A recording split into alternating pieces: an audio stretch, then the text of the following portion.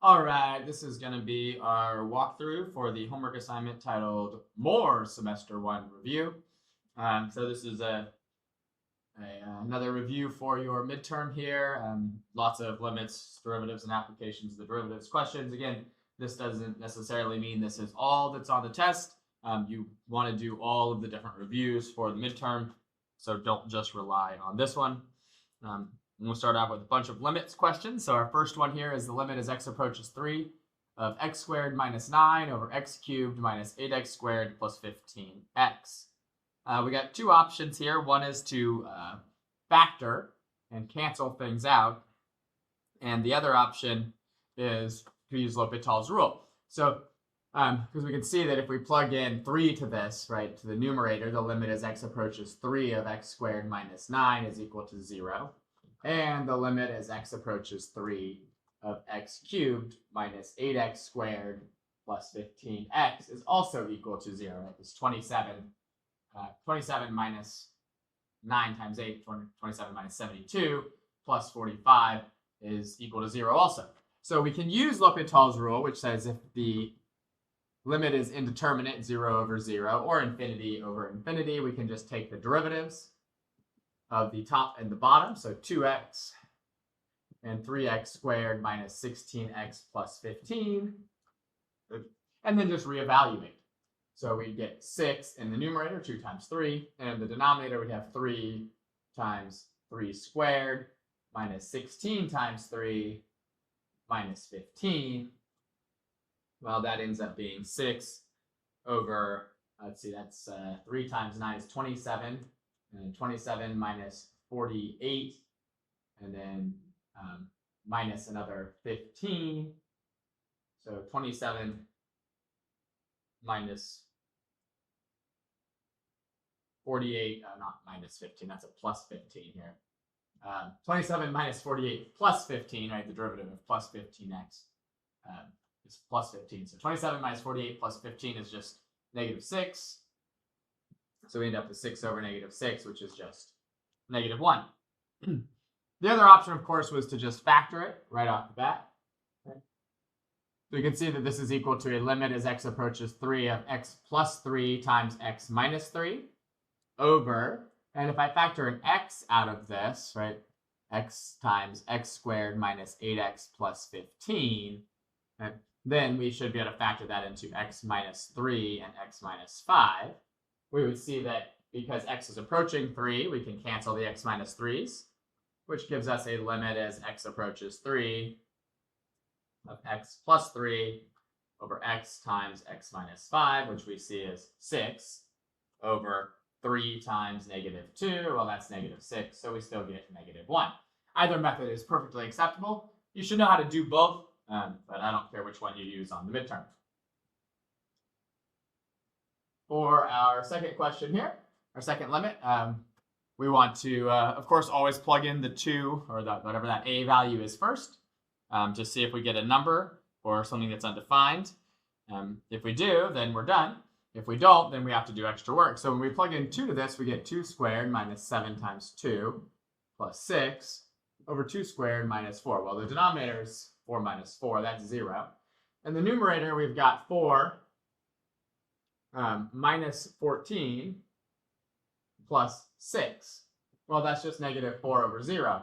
Well, that doesn't exist, so this limit does not exist, right? If you get something that's undefined, the limit doesn't exist. For our next one here, we'll try and do the same thing, of course. Always plug that number in first, so we end up with 8 squared minus 9 times 8 plus 8 over 8 squared minus 16. Well, in the numerator, that's 64 minus 72, which is negative 8, plus 8, which is 0. And then in the denominator, though, that's 64 minus 16, which is 48. So we just get 0. So that's not indeterminate. That limit's just equal to 0. And we're done with that one. For our next one here, if we plug in 0 here to this, we get 0 in the numerator and 0 in the denominator, which means we have multiple options here. One option is to use L'Hopital's rule and state that the limit as x approaches 0 of 3 sine 7x is equal to 0, and that the limit as x approaches 0 of 2x is equal to 0. And that means that we can use L'Hopital's rule and just take the derivative of the top and the derivative of the bottom and reevaluate the limit. So the bottom is just 2, right, because the derivative of 2x is 2. And then the top will be 3 times the derivative of sine 7x. Well, that's a chain rule derivative. It's 7 cosine 7x. So we'll just evaluate this when x is 0. We have 3 times 7 times the cosine of 0 all over 2. Well, cosine of 0 is 1, so that's just 21 halves. And the other option, of course, here is to use that known trig limit, right? We know that the limit as x approaches 0 of sine of x over x is equal to 1, right? So we can use that. We proved that in class. First, we'll take out the 3 and the 2, right? So we have a 3 halves times the limit as x approaches 0 of sine 7x over x, right? If we take the 3 in the numerator and the 2 in the denominator outside because they're just constants, you can get this limit. And we said that if we had sine of u over u, then that limit should be equal to 1 as u approaches 0. So we can put that 7 in the denominator, but we also then have to put that 7 in the numerator. Well, we want to pull that 7 that we just put in the numerator out again. So we have 3 halves times 7 times the limit as x approaches 0 of the sine of 7x over 7x, which we know to be 1. So we have 21 halves times 1, which is just 21 halves. And again, either method's fine. You can do whichever one you prefer on the midterm or really on any of the tests. I'm perfectly fine with both. For our next one here, we're looking at a limit as x approaches 0 of the sine squared of 5x over 2x squared. So again, if we put in 0 to this, we end up with 0 over 0, which means we do have two options. One of them is L'Hopital's rule, and the other one is just using the known trig limits. So for this one, I'm not going to bother with L'Hopital's rule because I recognize that when I take the derivative of sine squared of 5x, that's going to be a kind of annoying derivative to deal with. And so I'm just going to use our trig rules here. I'm going to pull that 1/2 out of it. So I'm going to say this is equal to 1/2 the limit as x approaches 0 of the sine of 5x over x, all being squared, right? Because once I pull that 2 out, everything inside that fraction is being squared. The sine of 5x is being squared and the x is being squared, which means I can now put a 5 in here and a 5 up here and pull that 5 out to the front. Right? Well, we have to be careful when we pull that 5 out to the front because that 5 is being squared.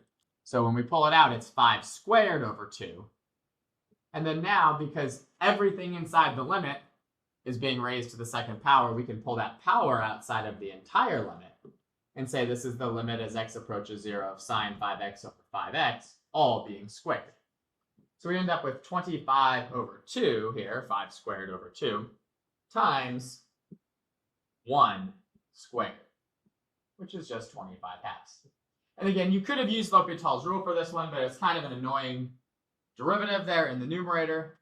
And especially because we'd have to do a second application of L'Hopital's rule because we see that the denominator, if we took the derivative of 2x squared, we'd just get 4x, which would mean we'd have to do a second derivative there of the sine squared 5x. So I think this method's a little quicker and easier for this particular one. For the next one, we definitely don't want to use L'Hopital's rule, right? If we plug in the 0, we do get 0 over 0.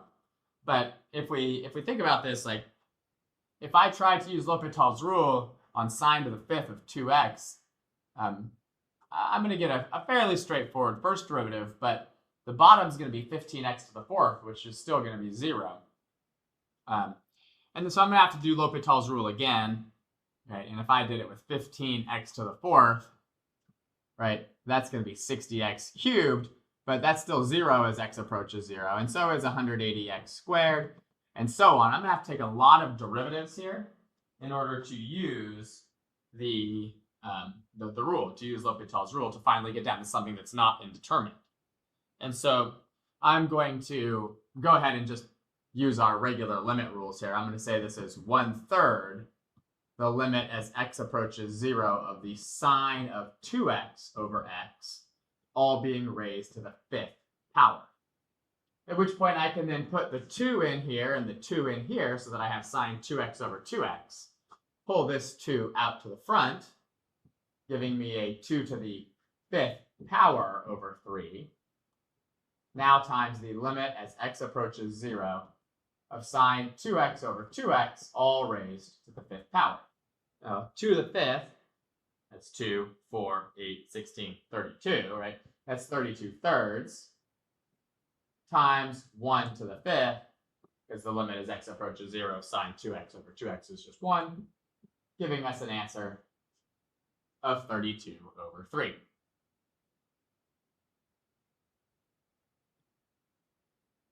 All right, for our next one here, the first thing we want to do, of course, is to plug in the 0 and see what we get. So in the numerator, that's 0 minus the 3 times the sine of 0, which is just 0. And in the denominator, it's 0 minus 2. Well, that's just 0 over -2, which is 0. And that's it. We don't need to use any extra rules for this one. We just get 0. For our next one here, we'll do the same thing, of course.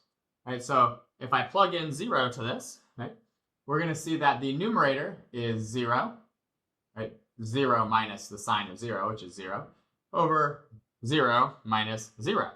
Right, so this is 0 over 0, and our best option here is going to be to use L'Hopital's rule. So remember that whenever we want to use L'Hopital's rule, we need to state that the limit as x approaches 0 of the numerator is equal to 0, and that the limit as x approaches 0 of the denominator is also 0, because that's what the College Board wants to see on the AP test. Then you can use L'Hopital's rule. Make sure you're always indicating the rule that you're using or the theorem you're using on the AP test. Now we'll just take our derivative of the numerator and of the denominator. So we have a limit as x approaches 0 of 9x squared, right? That's the derivative of 3x cubed. And then the derivative of 2 sine 4x is going to be 2 times the derivative of sine 4x, which using the chain rule is 4 cosine 4x. And that'll all be over the derivative of x squared minus x, which is 2x minus 1. So now we want to evaluate this at x equals 0 and see what we get. Right? So if I plug in 0 to this, I get 9x squared at 0 is 0. And then I have minus 8 times the cosine of 0, all over 0 minus 1.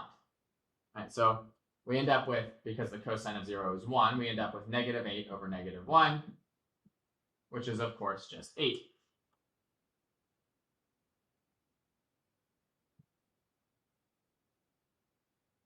For our next one here, we can first evaluate this at 0, just to make sure. Yeah, that is 0 over 0. Right? Sine of 0 is 0, and 4x cubed at 0 is also 0. So we can pull that, the constant in the numerator and the constant in the denominator out so that we can use our trig rules. Well, when we pull out 2/4, that's really just 1/2. So we have 1/2 the limit as x approaches 0. And now everything inside of that limit, right, the sine of 3x and the x in the denominator, are both being cubed. So we'll rewrite it that way. And note that what we really want to have here is just a sine 3x over 3x. So we'll throw our 3 into the denominator, which means we need to throw a 3 into our numerator.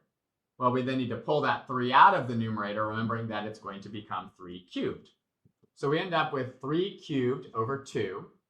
And now we can pull that exponent outside the entire limit. So we have 3 cubed over 2 times the limit as x approaches 0 of sine 3x over 3x, all being cubed. Okay? So we end up with 27 halves times 1 cubed, which is just 27 halves.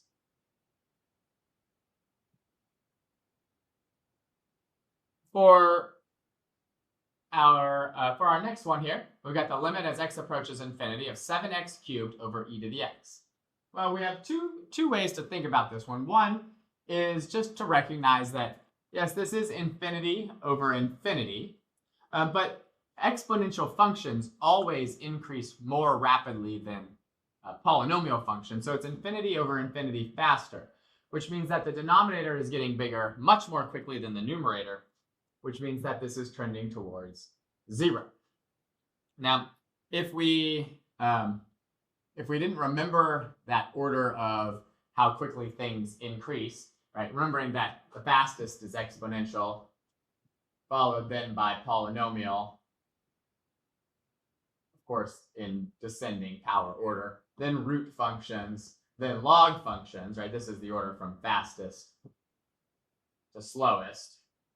Okay. That should help us to find these. But if we didn't remember that, we could apply L'Hopital's rule to this to see what this limit is. And so I'm gonna just real quickly do that. I'm not gonna write out what we should write out each time, right? The limit as x approaches infinity of 7x cubed is infinity, and the limit as x approaches infinity of e to the x is infinity. Right? I'm just gonna do the derivatives, right? Using L'Hopital's rule, just so we can see why this works. It's the limit as x approaches infinity of 21x squared over the derivative of e to the x, which is just e to the x. Right? And if we do this again, because this is still infinity over infinity, right, we'd end up with a limit as x approaches infinity of 42x over, again, e to the x, which is still infinity over infinity. So we do it again, which would just leave us with 42 over e to the x, which is, of course, 42 over infinity, which is 0. So whichever method you choose to use, it doesn't really matter. If you do the L'Hopital's rule method, make sure you write out the separate limits each time, right, for each of these as you go through. But if you don't use L'Hopital's rule, just make sure you indicate that the infinity in the denominator there is increasing more rapidly the infinity in the numerator. Give me a little explanation. Say, exponential functions increase more quickly than cubic functions or polynomial functions do. And I would accept that answer just fine. So for this one, this is, again, just like the last one, this is an infinity over an infinity. But as we just said, root functions increase faster, right, than logarithmic functions.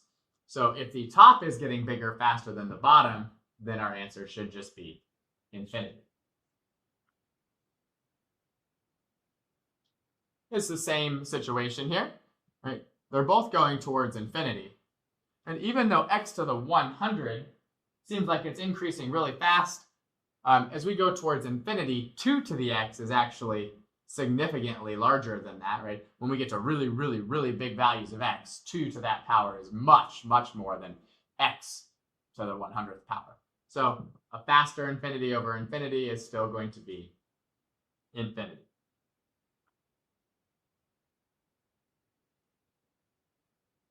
We got one more like this. So for this one, again, it's still infinity over infinity, but this time the x to the first is increasing more quickly than the x to the 1/3, that cube root. And so since the top is slower than the bottom, this is going towards 0.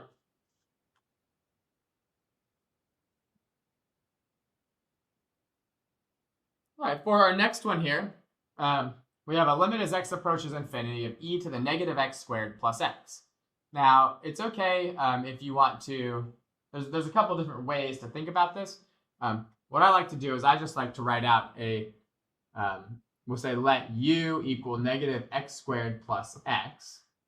And as x approaches infinity, we can see that u is approaching a negative infinity, right? Because the x squared term dominates the x to the first term. And if I take infinity and square it and then make it negative, well, that's going to dominate the other infinity, so it's negative infinity. So we can rewrite this as a limit as u approaches negative infinity of e to the u, which is e to the negative infinity, which we know is 1 over e to the infinity, which we know is 0. So this is how I would normally write it out. I would also be fine if you just came in and said, well, this is just like the limit, or actually I wouldn't even put a limit, I would just say this is equal to e to the negative infinity, without writing out the substitution, which is 0. I would also be fine if you write out like all of the real algebraic steps here. You could say this is a limit as x approaches infinity of e to the, and then what you would do is you would factor out the x squared from the exponent. So you could say x squared times -1 plus 1 over x. And then we would see that algebraically, like if we plug in infinity now, we have e to the infinity, that's the x to the second power part, times -1 plus 0, right? So this becomes e to the negative infinity, which we know is 0. So whichever way you look at it is fine. I'm fine with either of these three. Just make sure you've got the right infinity, whether it's positive or negative in that exponent, because it drastically affects your answer.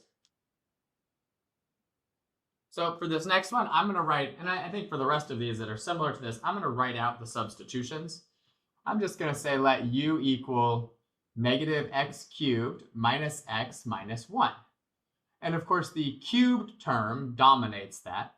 So I have, as x goes to negative infinity, u would be going to the opposite of negative infinity cubed. Well, negative infinity cubed is negative infinity, but then when I multiply that by another negative, I get infinity. So really, this is like a limit as u approaches infinity of e to the u.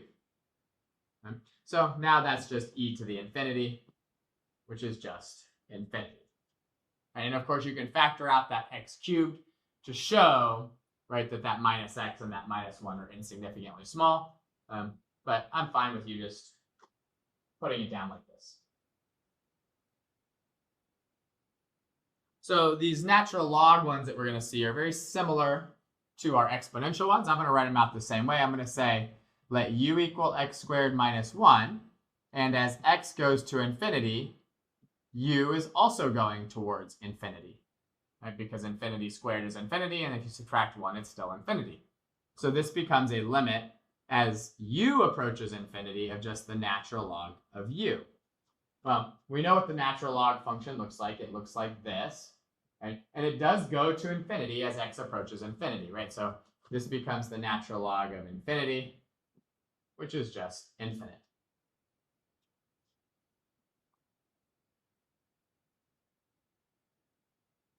For this next one, we'll do the same thing. We'll say let u equal x squared plus x plus 1. And as x goes to negative infinity, we can see that the term that dominates this is the x squared, right? The x squared is much bigger than x or than 1. So the x squared dominates. Well, negative infinity squared is just infinity. So as x goes to negative infinity, u is going towards infinity. So this becomes a limit as u approaches positive infinity now of the natural log of u, which just like the last one is the natural log of infinity, and we know that that goes towards infinity.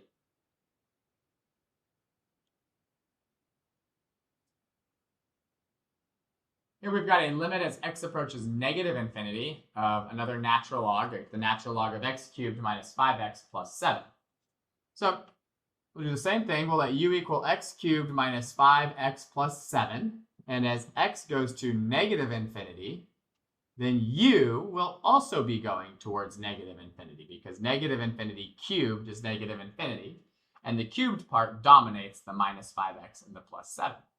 So now we have this is equal to a limit as u approaches negative infinity of the natural log of u, which is the natural log of negative infinity. Well, the natural log of negative infinity, if we think about the natural log function, right, it doesn't even approach an x value of negative infinity. Therefore, this limit does not exist.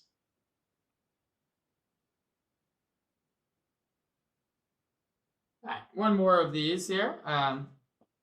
We're looking at the limit as x approaches infinity of e to the x minus x cubed.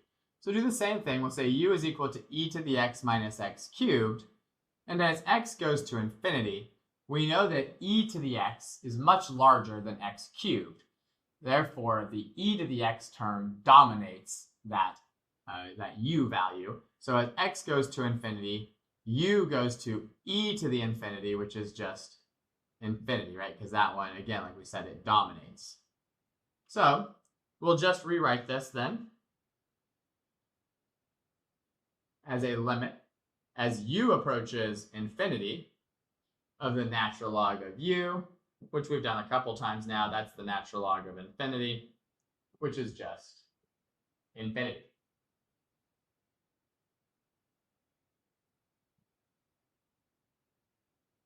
All right, so we're going to do a slight change in the types of problems we're looking at here. So for these, we're looking for the values of a and b that make each of the piecewise functions continuous for all real numbers. So we're going to use the definition of continuity, which means we have to remember what the definition of continuity is. It's that f of c exists, the limit as x approaches c of f of x exists, and that f of c is equal to the limit as x approaches c of f of x. In other words, the function has to exist, the limit has to exist, and they have to be equal to each other. So if we look at each of these three pieces, x squared minus x minus 1, that's continuous for all real numbers. Ax squared plus bx, that's continuous for all real numbers. And natural log of x plus 5x minus 2, which is continuous for all positive real numbers. Well, so if I had something over here that was negative, then I wouldn't be able to do this problem. But luckily, I do have just x is greater than 1, which is a subset of all the positive real numbers. Therefore, each piece of this is continuous on its domain.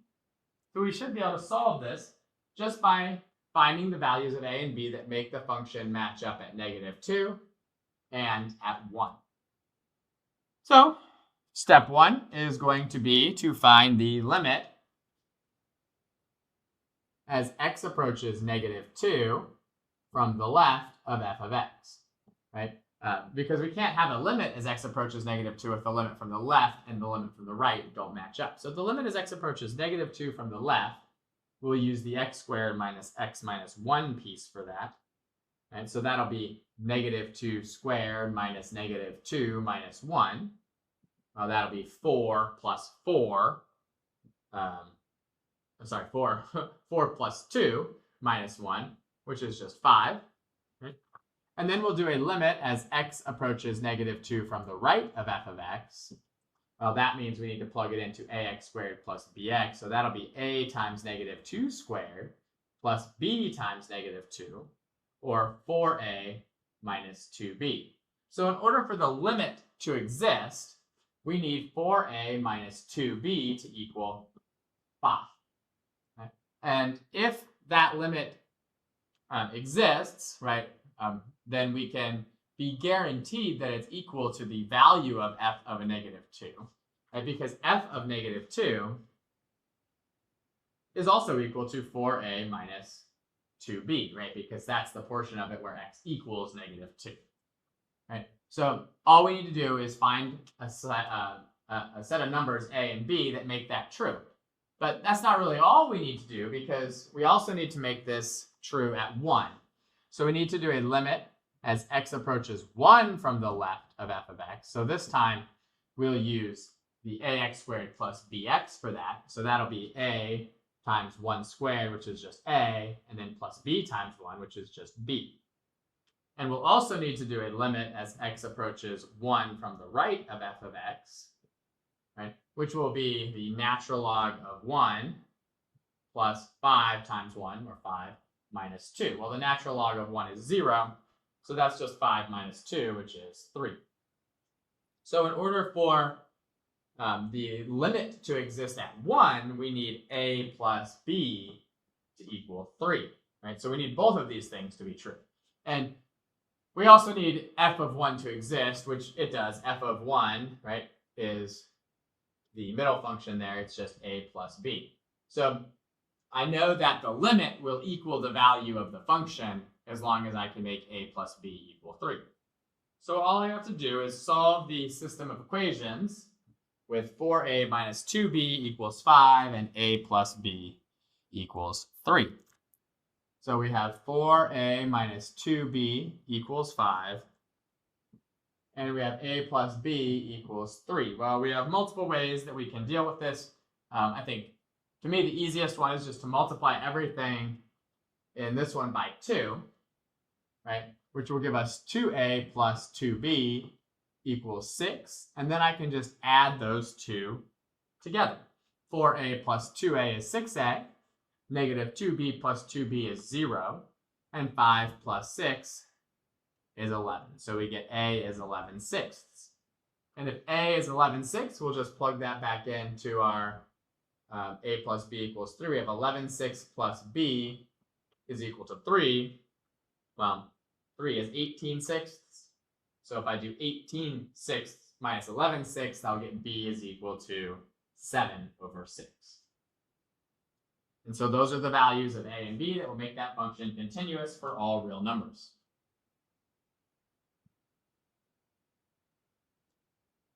So this one is a very similar problem, of course. If we look at this one, we can see that each of the three pieces are all continuous for all real numbers. And f of -2 and f of 1 both exist. Right? And so if I can just do that same thing that I did in the previous one with the limits, I should be able to meet all three pieces of the definition of continuity. So we'll start with a limit as x approaches -2 from the left of f of x. Well, that's 3 times -2, or -6, minus 8, which would be -14. And we'll also do a limit as x approaches -2 from the right of f of x, which, just like the last time, that's going to be 4a minus 2b. So really what we want is for 4a minus 2b to equal -14. We'll do the same thing at 1. So we'll do a limit as x approaches 1 from the left of f of x. That's a plus b. Okay. And then we'll do a limit as x approaches 1 from the right of f of x. And that's just going to be 1 squared minus 1 minus 1, which is -1. So we also know that we want a plus b to equal -1. Well, we'll use the same method that we did a second ago. We'll keep the 4a minus 2b as it is with the -14, but then I'll just multiply this one by 2 to everything. That way I can get 2a plus 2b equals -2. And when I add these, the b's will cancel out. So we're just left with 6a equals -16, which means that a should be equal to -16/6, or -8/3. And if a is -8/3, well, that means that -8/3 plus b needs to equal -1.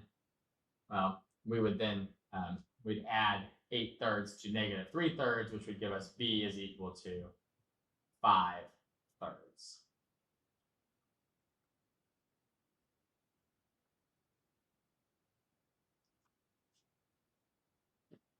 This one is, again, very similar. The only real difference here this time is that 1/x is not continuous for all real numbers. It's only continuous for numbers that don't include 0. Right? So if I look here, x is less than -1. That doesn't include 0. So 1/x plus 2x is continuous on that piece of the domain. So we should be able to solve this problem. Now, we do want to make sure that we do have places where x equals -1, which we do, and where x equals 2.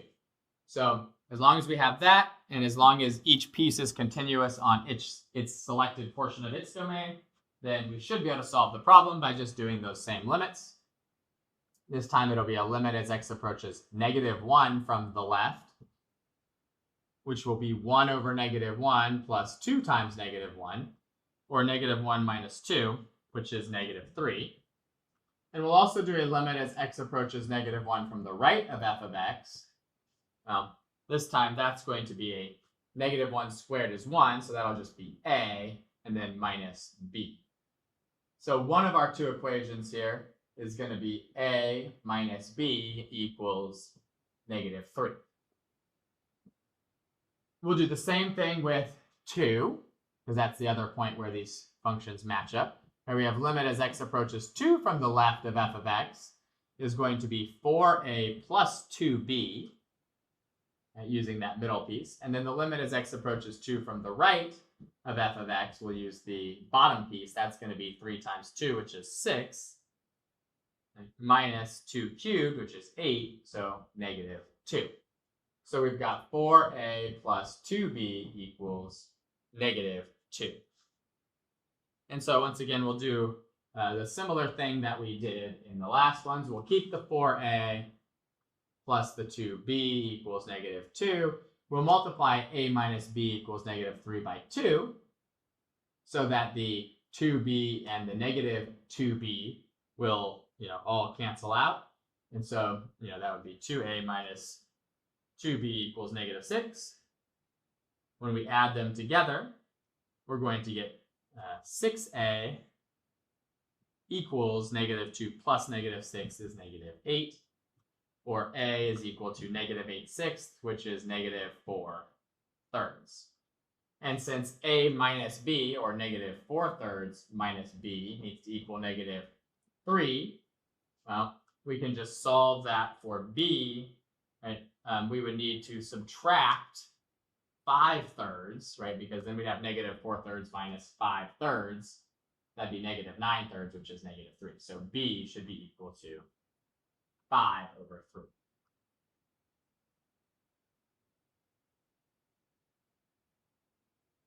All right, we got another one here. This time, the first piece, 3x minus x cubed, is continuous on its, for all real numbers, so on its domain. So is ax squared plus bx. But root 2x, right, that's only defined for x greater than or equal to 0. So we look at the restricted part of its domain, greater than or equal to 2. Well, that's a subset of greater than or equal to 0. So that's okay. We should be able to solve this problem, so long as we have a place where it equals 2 and where it equals negative 1, which we do. So we'll just do those same limits as before. We'll do a limit as x approaches negative 1 from the left of f of x. So we'll use the 3x minus x cubed for that. So 3 times negative 1 is negative 3. And then we'll subtract negative 1 cubed, which is negative 1. So negative 3 minus negative 1 should be negative 2. And we'll do the limit as x approaches negative 1 from the right of f of x.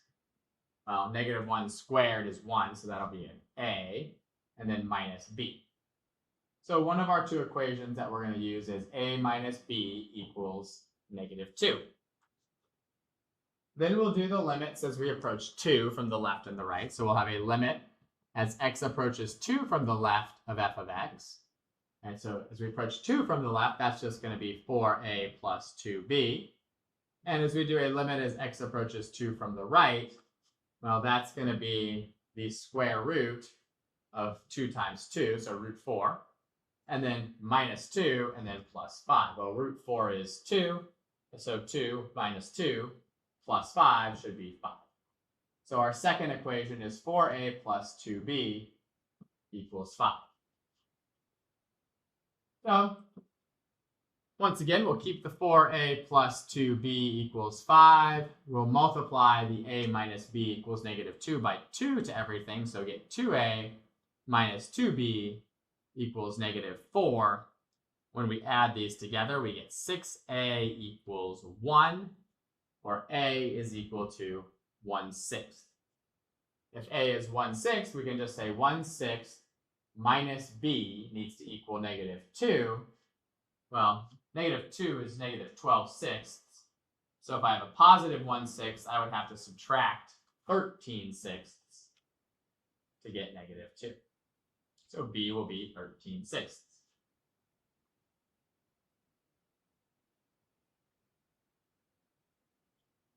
All right, so for this one, we are going to find and classify all of the discontinuities here of f of x. Right, so where f of x is equal to x squared minus 4x plus 3 over x squared minus 1. So we'll take a look here and at the denominator and see that the things that make that denominator 0 are positive 1 and negative 1, right? So those are our two potential discontinuities here.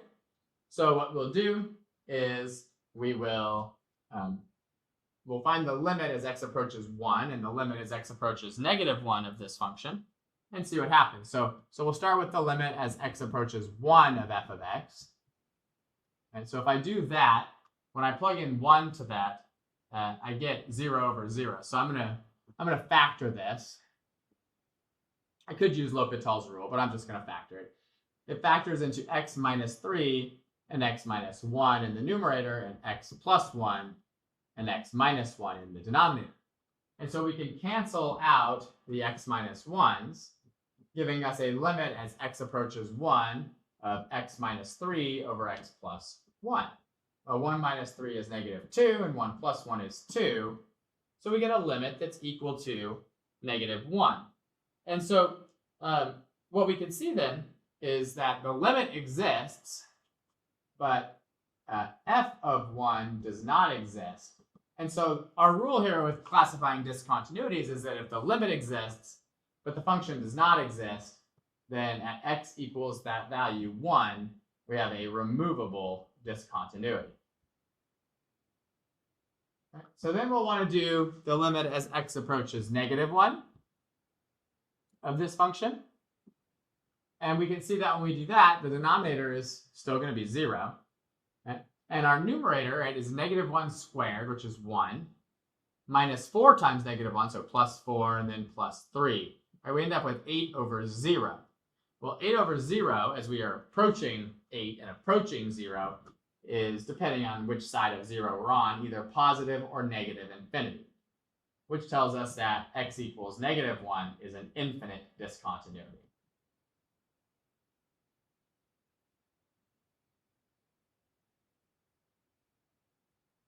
All right, for our next one here, we're going to look at x squared minus 4 over x cubed minus 7x squared plus 10x. So what we'll need to do is, factor out that numerator.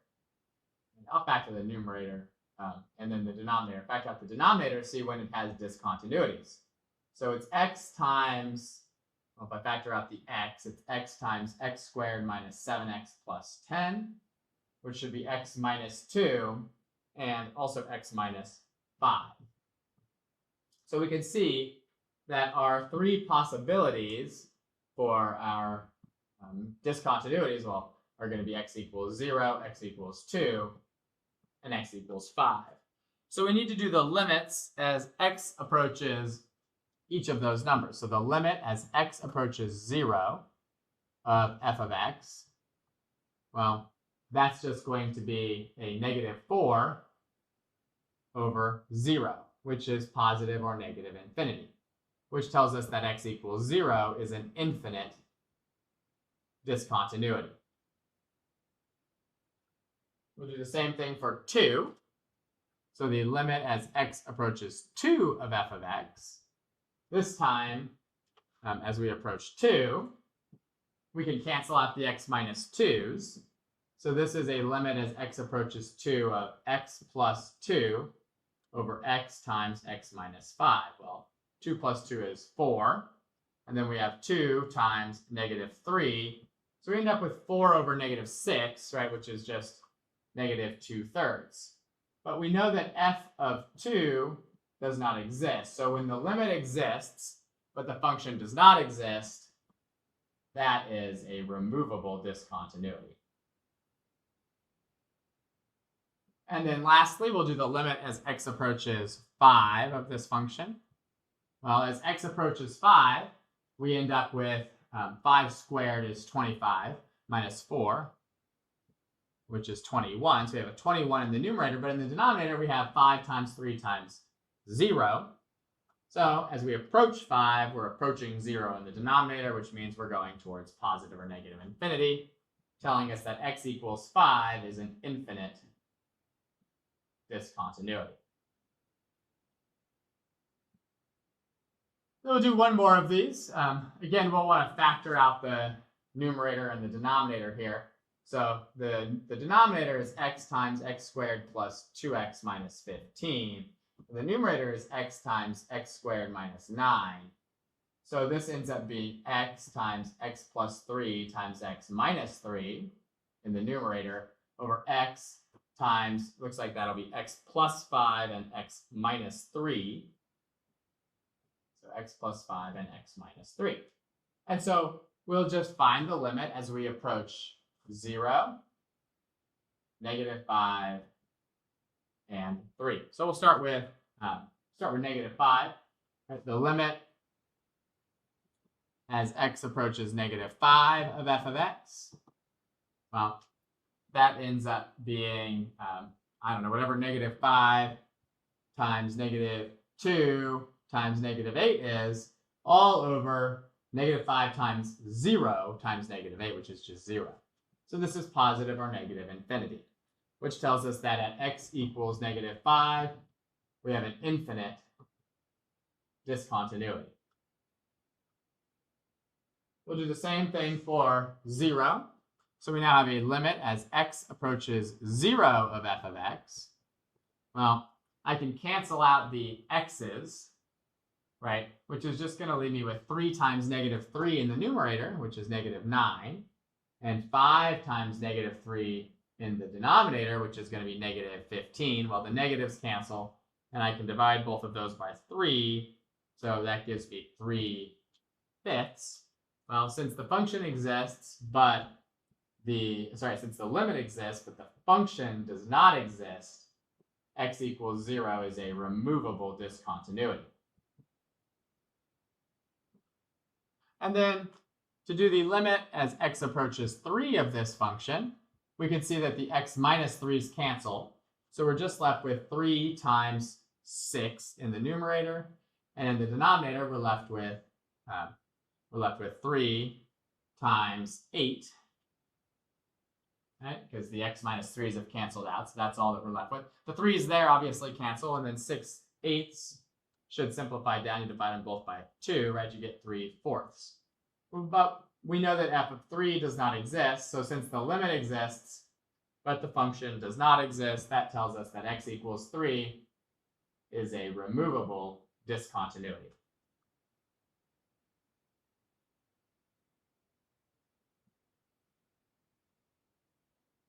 All right, so now we're going to look at some derivatives. So we're going to look for the derivative of the sine of e to the x. And so this is just y equals the sine of u, where u is equal to e to the x. So a lot of these are going to be chain rule problems. And so sometimes I'll probably write out the chain rule, sometimes I might not. But the derivative of sine u is cosine u, which is just cosine of e to the x. And then we just have to multiply that by the derivative of e to the x, which is, of course, e to the x. So there's our derivative. For our next one, we again have a function e to the u, where u is equal to cosine of x. So the derivative of e to the u is just e to the u.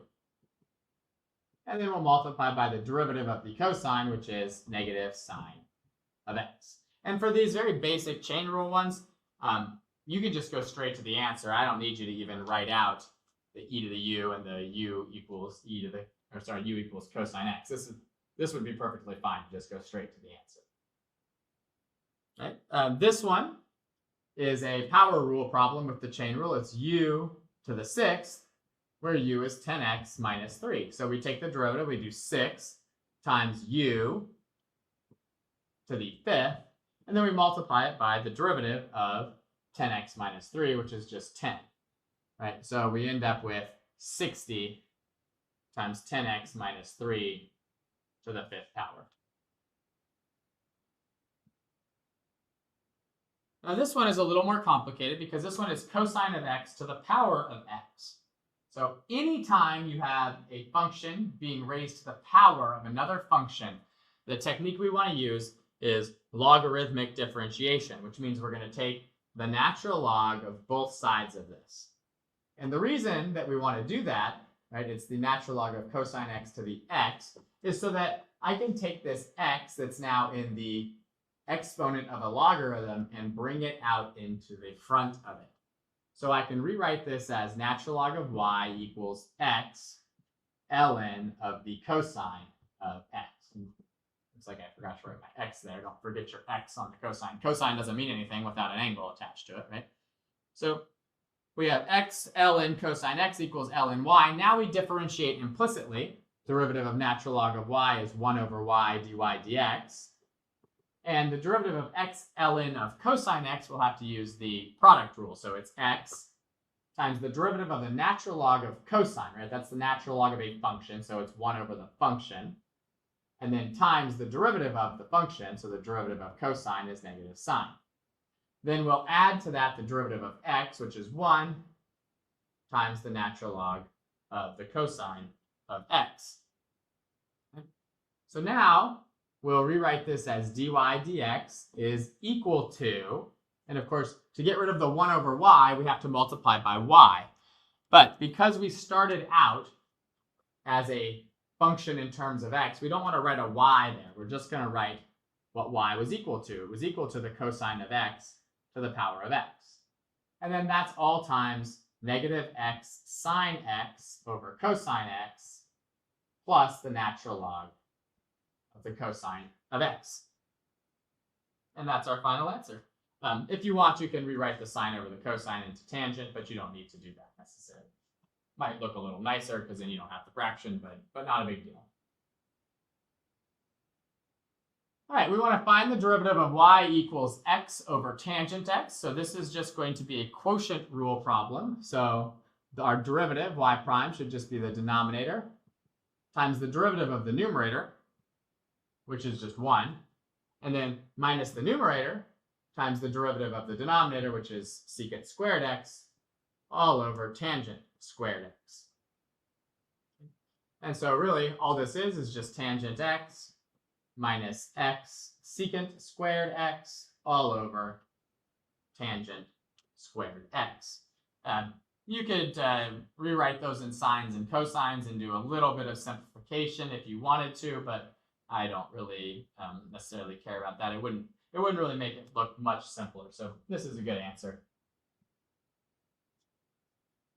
All right, we've got the derivative of the inverse tangent of x times 3 to the x, right, which is a product rule derivative. So we'll do the first function times the derivative of the second. Well, the derivative of 3 to the x is 3 to the x natural log 3. Right, that's a commonly forgotten rule, but you do need to know it. And then we'll add to that the derivative of inverse tangent x, which is 1 over 1 plus x squared, times the original function, 3 to the power of x. And this is it. You don't have to do anything else with that. You could factor out a 3 to the x if you want, but I see no real reason to do that. So just leave your answer like this. For this next one, we should immediately recognize that the function we're looking at is a function x to the power of another function ln x, which means immediately we go straight to logarithmic differentiation, right? We'll take the natural log of both sides, which allows me to take this ln of x in the exponent out to the front. So we end up with natural log of y equals natural log of x times natural log of x. Okay? So we could rewrite that as natural log y equals natural log of x squared if we wanted to, or we could just leave it as ln of x times ln of x. I'll just leave it so that when we do our derivative, we have 1 over y dy dx is equal to, well, it's the natural log of x times the derivative of the natural log of x, which is 1 over x. And then it's just that again, right? It's the first function times the derivative of the second plus the second times the derivative of the first. So we end up with, if we add those together, right, natural log of x over x plus natural log of x over x would just be 2 natural log of x over x. So we'll multiply by y, which, remember, y is x to the ln x. So really, I'm just going to multiply by x to the ln x. We get x to the ln x times 2 ln x over x. And that's our derivative. And again, anytime it's a function to the power of another function, you're always going to want to use logarithmic differentiation. All right, our next one here, we're looking at the derivative of the cube root of 3x minus 6. So that's just u to the 1/3, or the cube root of u, where u is equal to 3x minus 6. So our derivative should be 1/3 of u to the negative 2/3. And then we should multiply that by the derivative of u, which is just 3. So we get 3x minus 6 to the negative 2/3. Or if you prefer, 1 over 3x minus 6 to the 2/3. I don't need you to rewrite those rational exponents from a negative to a positive. You don't have to put that in the denominator. You can if you want. And you definitely don't need to write it as like the cube root of 3x minus 6 squared. That's also not necessary. All right, here we've got a square root of the inverse sine of x squared. So this one is our first chain rule within the chain rule derivative here on this assignment. So this is y equals the square root of u, where u is the inverse sine of x squared. Well, that would be like u is the inverse sine of v, where v is x squared. So I need 3 different derivatives here to find y prime.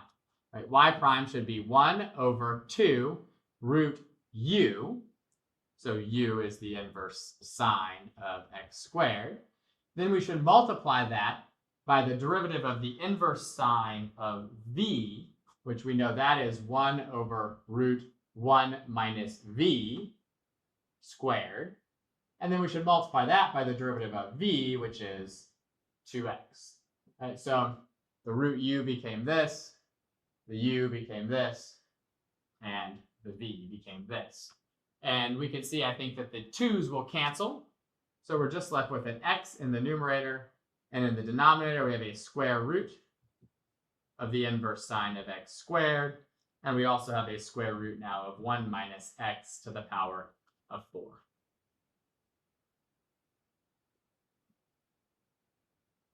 All right, here we've got x squared times the inverse secant of x. So x squared times the inverse secant of x, that's just a product rule problem, right? We have 2 functions being multiplied together, so our derivative should be the first function times the derivative of the second function. The derivative of inverse secant, right, is just 1 over the absolute value of x times the square root of x squared minus 1. And then we're going to add to that 2x, the derivative of x squared, times the inverse secant of x. And I don't really see any simplification that we can do here, so there's our final answer. For our next one, we want the derivative of log base 2 of secant x, right? Well, that's log base 2 of u, where u is the secant of x. Well, the derivative of log base 2 of a function, right, is just 1 over the function times the natural log of that base, the natural log of 2. And then we're going to multiply that by the derivative of secant, which is secant x tangent x. So we can see that the secants will cancel, and we just get tangent x over the natural log of 2.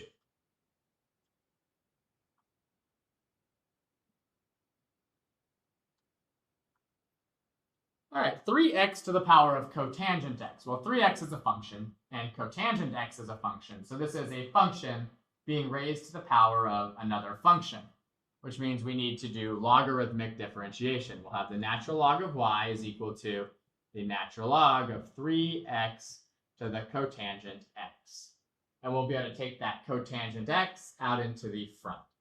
So we have the natural log of y is equal to cotangent x times the natural log of 3x. And so because this is a product of 2 functions on the right-hand side, when we do our implicit differentiation, we just need to use the product rule for it. So the derivative of ln y is 1 over y dy dx. And then our product rule says cotangent x times the derivative of ln 3x, which is 1 over 3x times the derivative of 3x. And then we'll add to that the derivative of cotangent, right, which the derivative of cotangent is negative cosecant squared, and then times that first or that second function, natural log of 3x. So when we finish solving here for dy dx, we're going to multiply by y, but remember that y is 3x to the cotangent x. So we'll have 3x to the cotangent x times whatever we get simplified here. Well, what we have simplified here, the 3's will cancel, right? So we just have cotangent x over x minus cosecant squared x times the natural log of 3x. And that should be our derivative. Our next one here is the derivative of y equals x cubed minus 1 to the power of pi. So this is just y is equal to u to the pi, where u is x cubed minus 1. So it's a power rule problem with an irrational exponent. That doesn't really do anything major to affect us here. We just will do pi times u, x cubed minus 1, to the pi minus 1, and then multiply it by 3x squared, right? The derivative of x cubed minus 1. There was a problem like this on the derivatives test that a lot of people went a really long roundabout way to do this. They took the natural log of both sides using logarithmic differentiation, which is okay. You'll get the same answer. It'll kind of be in a different form if you don't simplify it. But that's really unnecessary, right? Because you only really need to use logarithmic differentiation when it's a function being raised to the power of another function, and that's not what this is. This is a function being raised to a real number exponent. So it's just power rule with chain rule. All right, we're asked here now to find the instantaneous rate of change of this function at x equals 3. So we want to remember that the instantaneous rate of change of a function is just the derivative of that function at this x value. So we take the derivative of root x squared minus x minus 2, which will be 1 over 2 root x squared minus x minus 2, times the derivative of x squared minus x minus 2, which is just 2x minus 1. And then we'll evaluate this at 3. Well, in that numerator, we're going to have 2 times 3, which is 6, minus 1, which is 5. And in the denominator, we're going to have 2 times the square root of, well, 3 squared is 9, minus 3 minus 2. So 9 minus 3 is 6, minus 2 is 4. So we have 2 times the square root of 4, which is 2 times 2. That just simplifies down to 5/4. Again, we're asked for the instantaneous rate of change of a function. The function is y equals the sine of 3x at x equals pi over 4. So we'll find y prime first. Right? Y prime will just be a chain rule. It'll be 3 times the cosine of 3x, right? Because it's the derivative of sine u, which is cosine u, and then times the derivative of 3x. So y prime at pi over 4 should just be 3 times the cosine of 3 pi over 4. Well, the cosine of 3 pi over 4 is negative root 2 over 2. So we have 3 times negative root 2 over 2, which gives us negative 3 root 2 over 2.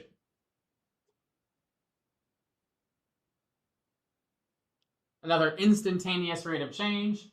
Again, this is a power rule chain rule problem. So y prime, since this is u cubed, should be 3u squared, and then times the derivative of u, which was 2. So at x equals 5, we'll have 3 times 2 is 6. And then we have 2 times 5 is 10. 10 minus 8 is 2. So 6 times 2 squared, which will just be 24.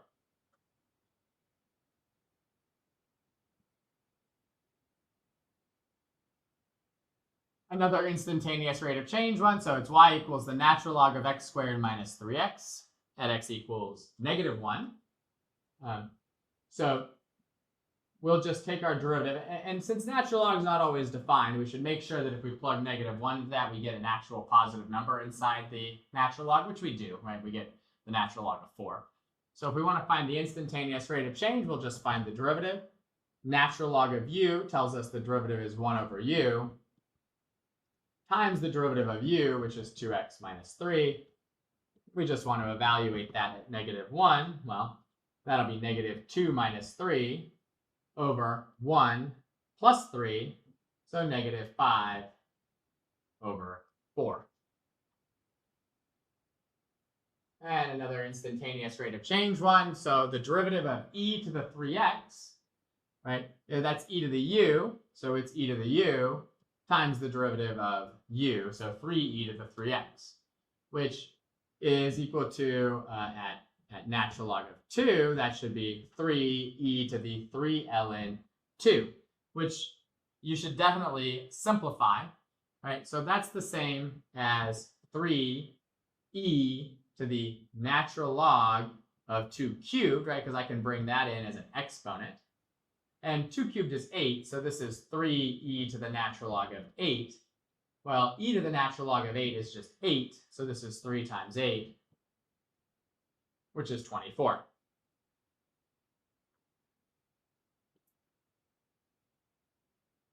All right, for our next one here, we're looking for the slope of the tangent line to this function at x equals 2. Well, that is the exact same question as the instantaneous rate of change, right? Finding the slope of the tangent line. So this is u to the 4th. So the derivative should be 4u cubed, and then we'll multiply by the derivative of u, which is 4x minus 3.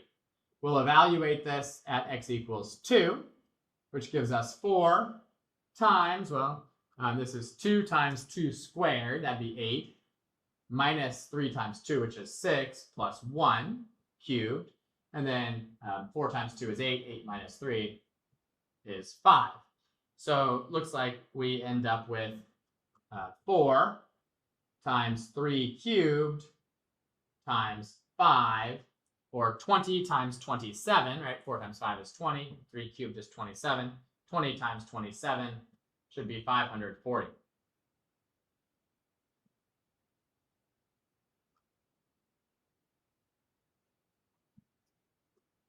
Again, we're asked for the slope of the tangent line.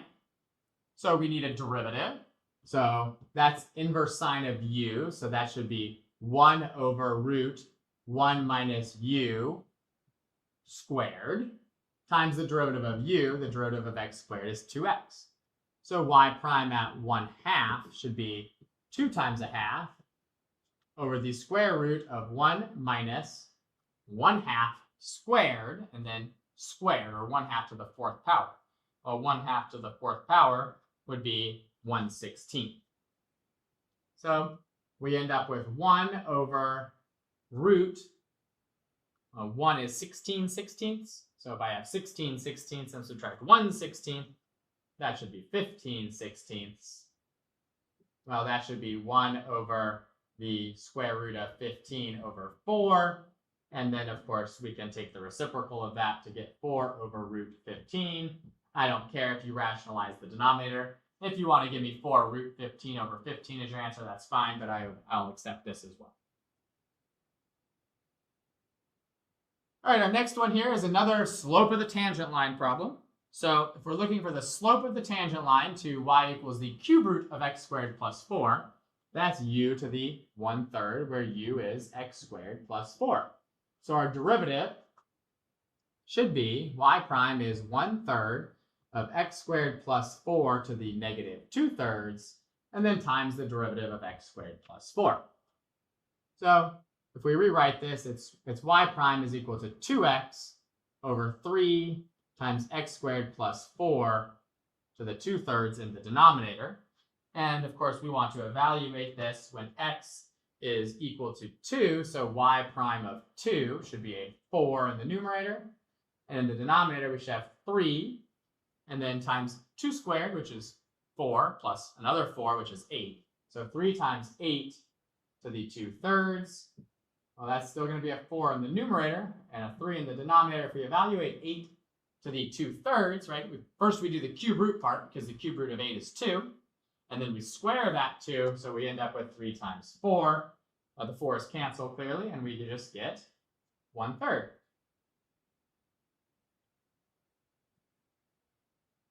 All right, another slope of the tangent line problem. So we're just going to, in this case, our derivative can be done using the reciprocal rule, or the quotient rule if you prefer. So I'm going to use the reciprocal rule, which we learned in class. it says the derivative of 1 over a function, or a constant over a function, is just negative of that constant over the original denominator squared, and then times the derivative of that denominator, which is 2x minus 8. So just using the reciprocal rule, that should be our derivative. We want to evaluate this at 1, which is going to be negative. Well, 2 minus 8 is negative 6. And then in the denominator, we're going to have 1 squared, which is 1, minus 8, which is negative 7. Right? So we're going to have negative 7 squared. All those negatives are going to go away. Negative 6, right, is just 6. And negative 7 squared is 49, and that fraction does not reduce. So our answer is 6 over 49. Another slope of the tangent line here. So same thing, we'll just take our derivative. It should be 1 over u, because that's natural log of u. And then times the derivative of u, which will be 2x minus 1. We'll evaluate this at 3. Right, so 2 times 3 is 6. 6 minus 1 will be 5. And then divided by 3 squared, which is 9. Right? 9 minus 3 plus 2. That's just going to be 5 over 8. All right, now we're going to look for the equation of the tangent line and the normal line to y equals cosine cubed of x. And so in order to do that, the first thing that we're going to need to do here is, of course, just take the derivative to find the slope of the tangent line. And also we need to find the point of tangency. So we need to also evaluate this function at pi over 3. So doesn't matter which one we do first. We'll just do y of pi over 3 real quick. The cosine of pi over 3 and then cube. Well, the cosine of pi over 3 is just 1/2, right? And so if I cube 1/2, I get 1/8. Right? So the point that we're looking at here is the point pi over 3, 1/8. And now we need a derivative, right? So y prime is, that's u cubed, so it's 3u squared. And then we multiply it by the derivative of the cosine, which is negative sine of x. And so now we'll evaluate this at pi over 3. So we've got a negative 3. We have the cosine of pi over 3, which we just said was 1/2 squared. And then we have the sine of pi over 3. Well, the sine of pi over 3 is root 3 over 2. So this slope for our tangent line should be negative 3 root 3 in the numerator. And in the denominator, we've got 2 squared times 2, which would be 8. Right? So that's the slope of the tangent line, which means that the slope of the normal line should be the opposite reciprocal of that, or 8 over 3 root 3. So we'll write out our equations. Our tangent line should be y minus the y value of 1/8 equals negative 3 root 3 over 8 times x minus our x value. And our normal line should be y minus 1/8 equals 8 over 3 root 3, the slope of our normal line, times x minus pi over 3.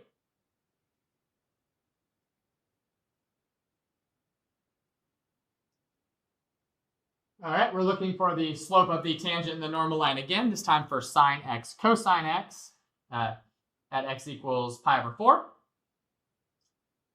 So first we will evaluate this at pi over 4. Right, so the sine of pi over 4 times the cosine of pi over 4, well, they're both equal to root 2 over 2. Well, root 2 over 2 times root 2 over 2 is 2 over 4, which is just 1/2.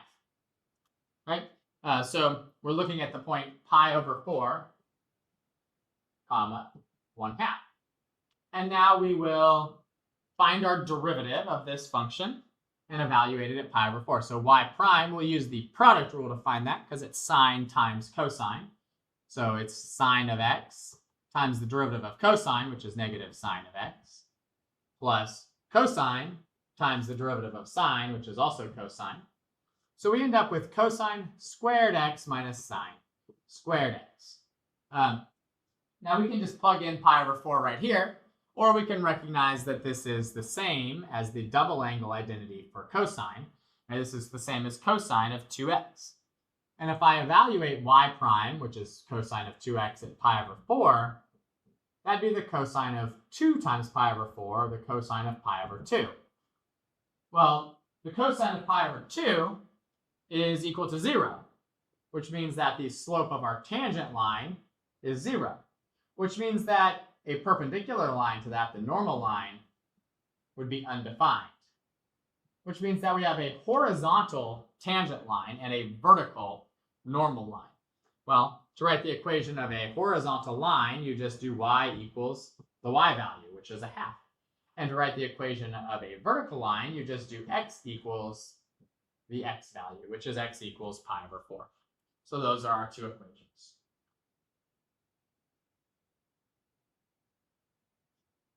All right, for our next one, we are going to look for the tangent and normal lines again for root x cubed minus 2 at x equals 3. So first, let's find what this function equals at 3. So we have the square root of 27 minus 2, which is the square root of 25, which of course is 5.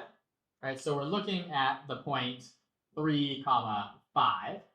And then we want a derivative. Right, so our derivative is just going to be 1 over 2 root x cubed minus 2 times the derivative of x cubed minus 2, which is just 3x squared. If we evaluate that at x equals 3, the numerator becomes 27. So we'll write this below. Y prime of 3 should be 27 in the numerator, and then 2 times, we just did the square root of x cubed minus 2, right? That's just 5. So this ends up being 27 over 10. And that's our slope for our tangent line, which means that the slope of our normal line should be the opposite reciprocal of that, negative 10 over 27.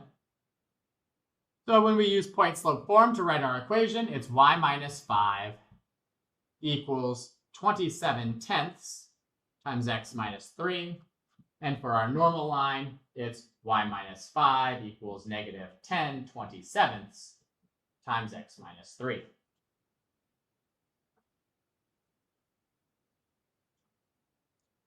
All right, for our next one here, again, tangent and normal line for y equals 2x minus 1 over x to the third power.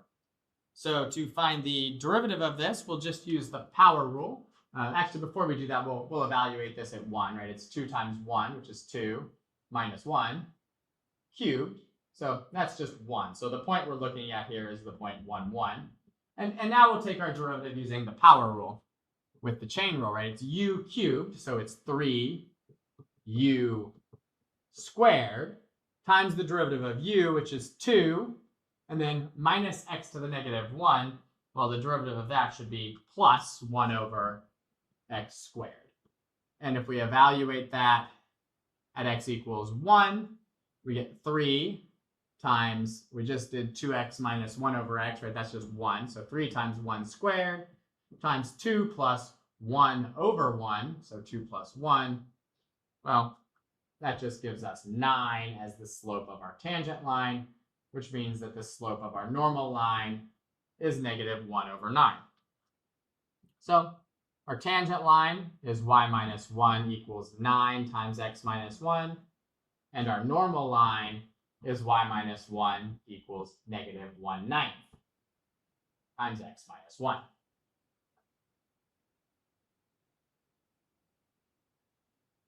All right, our next one here is another tangent normal line one, new function, natural log of x squared minus 1 at x equals 3. So at x equals 3, this is the natural log of 9 minus 1, or the natural log of 8. So the point we're looking at is the point 3 natural log of 8. And then we'll take our derivative, y prime. Y prime should be 1 over x squared minus 1 times the derivative of x squared minus 1. So it's 1 over u times du. And then we'll evaluate that when x is 3. So that is just 6 in the numerator. And then 3 squared is 9. 9 minus 1 is 8. 6/8 is, of course, 3/4. So that's our slope of our tangent line. And the slope of the normal line is the opposite reciprocal, or negative 4/3. So we will write our equation here for our tangent line, which should be y minus ln 8 equals 3/4 times x minus 3. And our normal line should be y minus ln 8 equals negative 4/3 times x minus 3.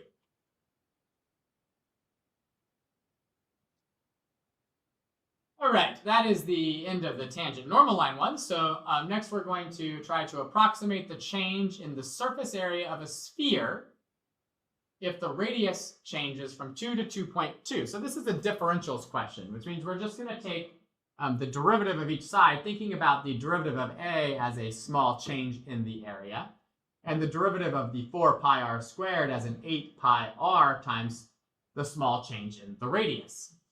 So our radius starts at 2 and changes by 0.2 centimeters.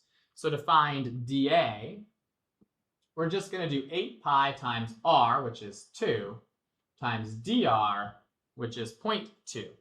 And so if I do 8 times 2, that's 16, and 16 times 0.2 should be 3.2. So we'll have 3.2 pi, and our units were centimeters, and since this is now surface area, it's 3.2 pi centimeters squared. All right, for our next one, we're going to approximate the change in the volume of a sphere if the radius changes from 3 to 3.1. So same idea, the radius is 3 and the dr is 3.1, right? Same as the last one, except now we're doing volume instead of surface area. So a small change in the volume can be approximated by the derivative of the volume formula, which is 4 pi r squared, times the change in the radius. So the change in the volume that we're looking for, dV, should be 4 pi times 3 squared times 0.1. Right? And I don't know if I said 3.1 is our dr, but our dr is just 0.1 here because it's changing from 3 to 3.1. So my mistake on that. So we end up with 4 times 9, which is 36, times 0.1, which is 3.6. So 3.6 pi, again, centimeters, but this time cubed because it is volume that we're looking at here.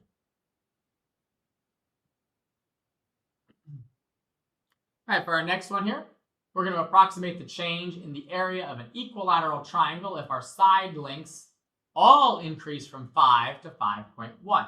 And we know the formula for the area of an equilateral triangle is s squared root 3 over 4. So s will start at 5, and the change in s will be 0.1, right? Because it's going up from 5 to 5.1. So we'll just do the same idea as the last one. The small change in the area should be the derivative of that area formula, which is just 2s root 3 over 4 times the small change in the side length. So we'll keep the 2 and the 4. We'll reduce it afterwards. 2 times 5 for s times root 3 all over 4 times the ds, which is just 0.1. Right? Well, we have 2 times 5, which is 10, and then we're going to multiply that by 1/10. Those will cancel out, so we're just left with root 3 over 4, and this is an area in inches, so it should be inches squared is about how much that area will change. So for our next one, we're looking at a change in the volume of a cylinder. Right, so it's a change in the volume of a cylinder. If the radius changes from 1 foot to 1.1 feet, so r is 1 with a dr of 0.1, and also the height is changing from 3 to 2.9, which means that dh is negative 0.1 because it's decreasing. So now we can take the derivative of this, and we don't have to put it all in terms of one variable because we're given r and h and the change in r and h. So the pi will just stay out in front, and it'll be r squared times the derivative of h plus the derivative of r squared, which is 2r dr times the h. And now we'll just plug in all of the different pieces that we have to get dv is pi times, well, r squared is just 1. dh is negative 0.1, and then 2 times r, which is 1, and dr, which is 0.1, and h, which is 3. So if we do all of the arithmetic on this, we end up, we'll close our parentheses there, with pi times negative 0.1 plus 0.6, right, which should just be 0.5. And then we have a pi, and this is a change in the volume, which was in feet, so it's 1/2 pi feet cubed.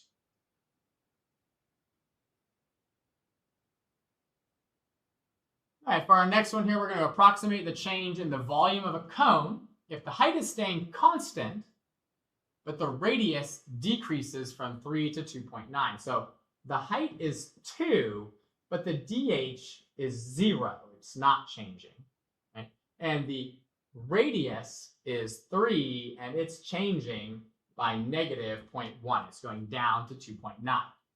So we'll take the derivative of both sides. dv is going to be, we'll keep the 1/3 pi out in front, and it's just r squared h again, so r squared dh plus 2r dr times h, just like in the last problem, except it's a cone, so we have a 1/3 out in front. So now we have dv equals 1/3 pi times r squared times dh, so 3 squared times 0, so that term's going to go away, plus 2 times the radius times the change in the radius times the height. So we have pi over 3 times, 2 times 2 times negative 0.1, right, is going to be a negative 0.4. So it's negative 0.4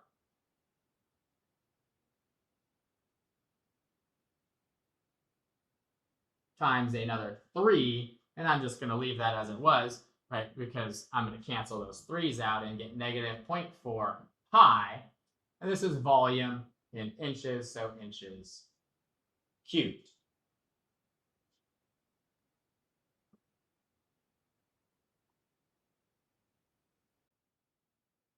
So our next one here is asking us to approximate the value of f of 1.1 for this function by using the tangent line at x equals 1. So, well, step 1 is to find the actual value of the function at 1, so f of 1.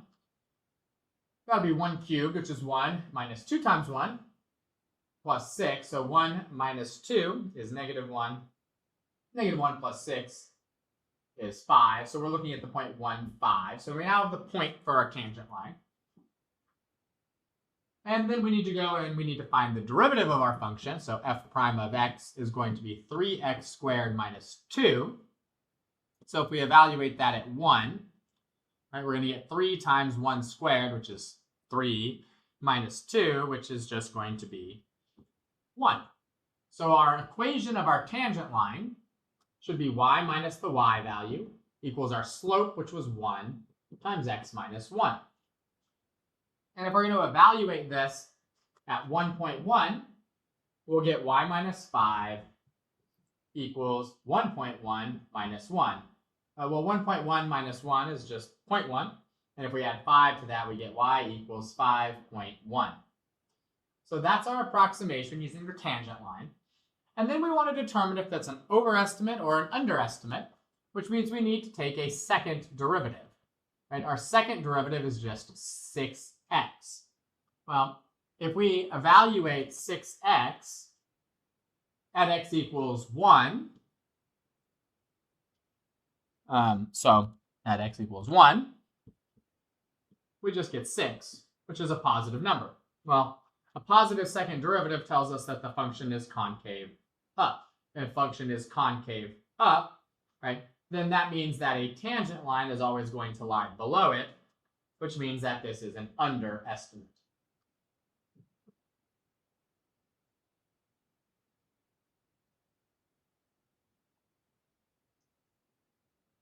All right, for our next one here, we're going to do the same thing. We're going to approximate the value of this function using a tangent line at x equals 5 this time. So first we'll figure out what the value of the function is at 5. So f of 5 is just, well, it looks like that's 7 in the numerator and 2 in the denominator. All right, so we're going to be looking at the point 5, comma 7 over 2. Then we need a derivative. We'll find f prime using the quotient rule.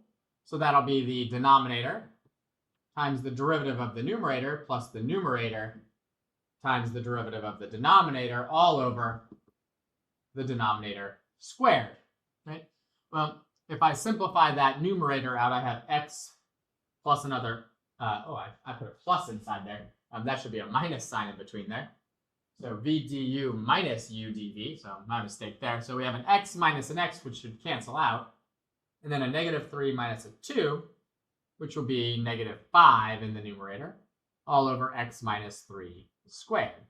And if we evaluate that at x equals 5, we end up with -5 over 5 minus 3, which is 2, and then 2 squared, which is 4. So our slope for our tangent line is -5/4.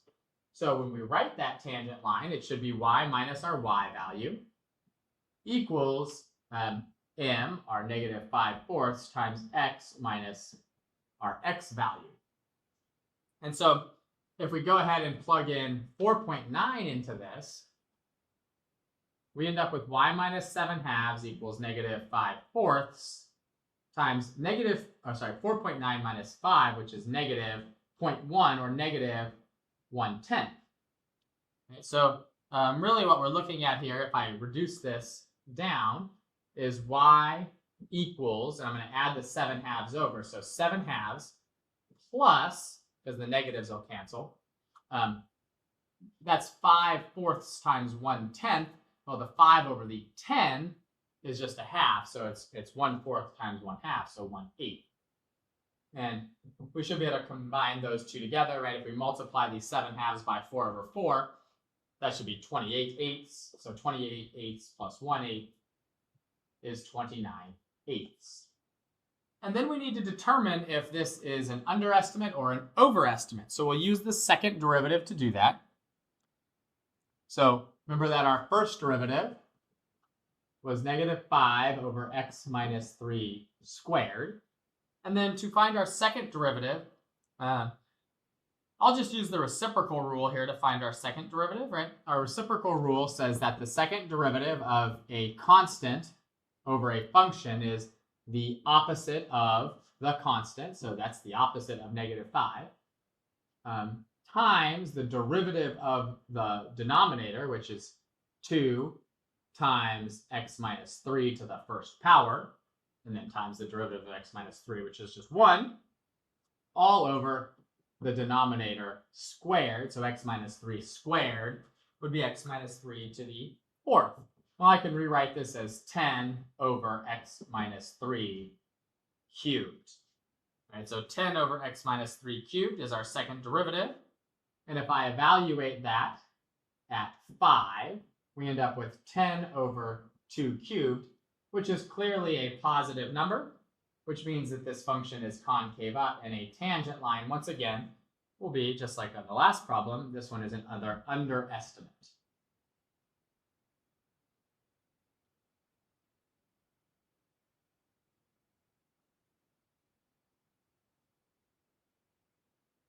All right, another tangent line approximation. So we'll first find the value of this function at x equals 3. So f of 3 should just be 2 times 3, which is 6, plus 1. That should be 7 to the power of 5, which 7 to the power of 5 is 16,807. So the point we're looking at is the point 3, 16,807. And now we'll find our derivative, right? Y prime, f prime, right? F prime of x. We'll use the power rule with the chain rule here. It's 5 times u to the 4th times the derivative of u. So if we want to evaluate that at 3, it's just 10 times 2 times 3 plus 1 is 7 still. So 10 times 7 to the power of 4. Well, 7 to the power of 4 is 2,401. So that will be 24,010 if we just tack a 0 on to the end of that. So our equation of our tangent line should be y minus that y value, 16,807, equals our slope, 24,010, times x minus 3. And we want to approximate 3.1 here. So we have y minus 16,807 equals 24,010 times 0.1.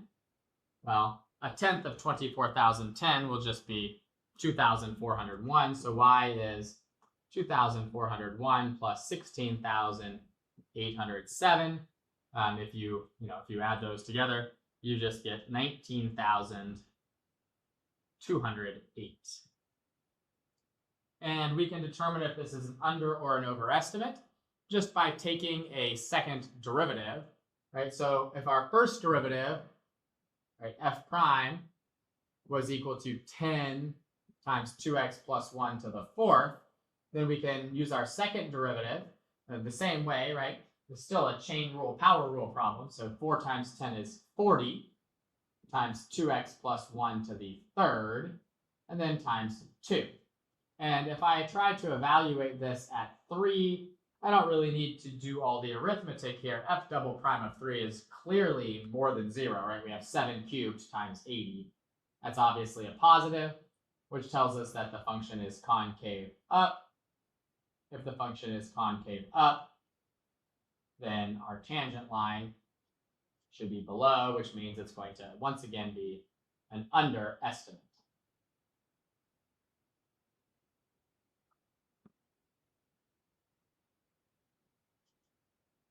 So for this next one, we want to use the secant line to determine if this is to determine the value of the function at x equals 2, and then use that to determine if it's an under or an overestimate.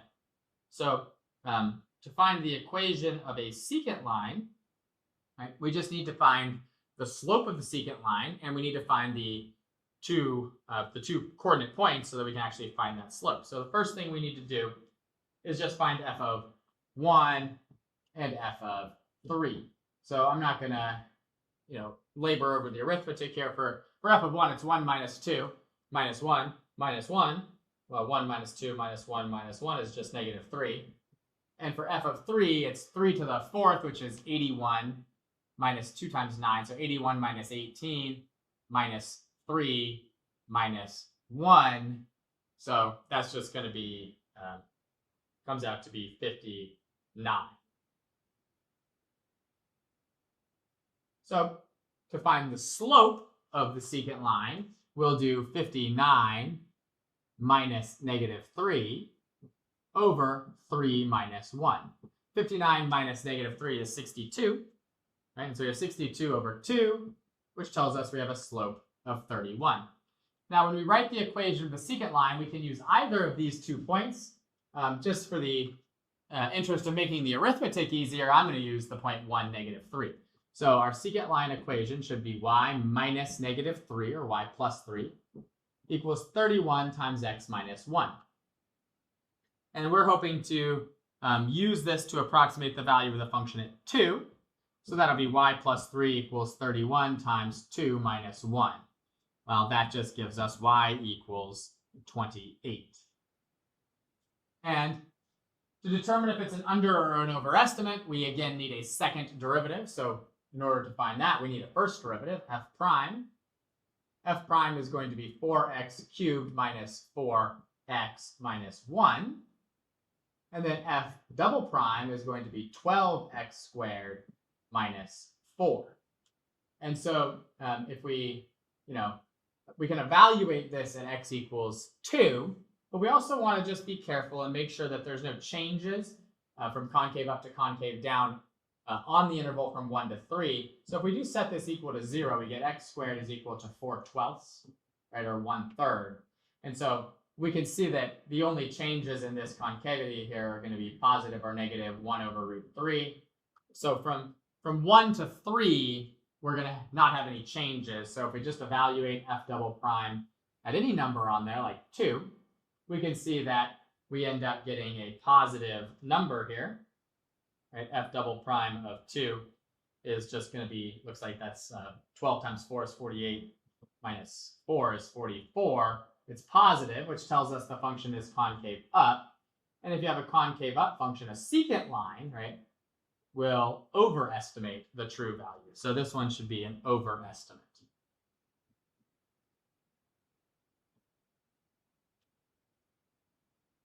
And of course, if we had a concave down function, it'd be the opposite, right? A concave down function, it would underestimate it.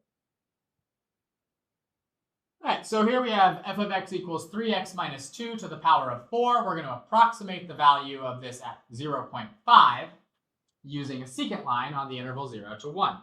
So first, let's find f of 0 and f of 1. Right, so f of 0 is just going to be negative 2 to the 4th. That's just 16. And f of 1 is going to just be 1 to the 4th. So 1 to the 4th should just be 1. And we'll find the slope of the secant line. We'll do 1 minus 16 over 1 minus 0, which gives us a slope for a secant line of negative 15. So we can use whichever of those equations we want. I'll probably just use the point at 0. We could use 1, 1 also, but I'm going to use the point at 0, 16, because that's in slope-intercept form. So I'm just going to have negative 15x plus 16, y equals mx plus b.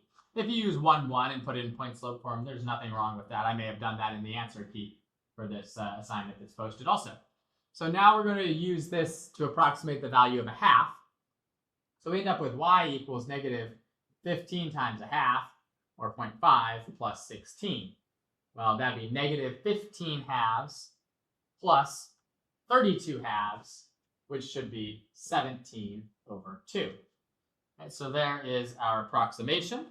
And then in order to determine if it's an under or an overestimate, we need a second derivative. So we need a first derivative, right? Y, or not y prime, but we'll call it f prime. We don't want to use y again since that was our tangent or our secant line. So f prime will just be 4 times 3x minus 2 to the third times 3. That's power rule, right? Using the chain rule, or 12 times 3x minus 2 to the third. And then f double prime should be 36 times 3x minus 2 to the second power times another 3. Right? And so that's really just 108 times 3x minus 2 squared. And we see that if I set that equal to 0, right, we have a potential point of inflection here at x equals 2/3.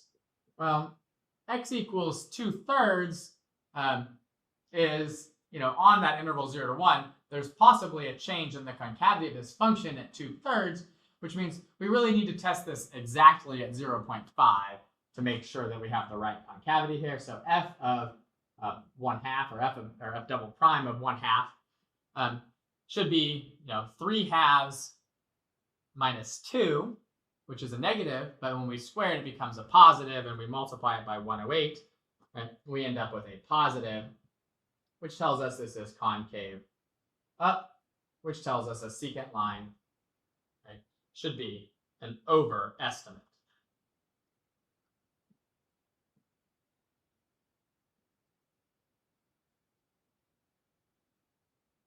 All right, one more of these here. So now we're going to approximate the value of f of negative 1 for our function x minus 3 over x minus 2, using, again, a secant line. So we'll first find f of negative 2 and f of 0. And so f of negative 2 is negative 2 minus 3, which is negative 5, over negative 2 minus 2, which is negative 4. So that's that's positive 5/4. Right, and f of 0 is negative 3 over negative 2, which will be positive 3/2. So, kind of an annoying slope here to find, but we'll do 3/2 minus 5/4 over 0 minus negative 2. Well, that denominator is going to be 2. And 3/2 minus 5/4, that's the same as 6/4 minus 5/4, so that's just 1/4.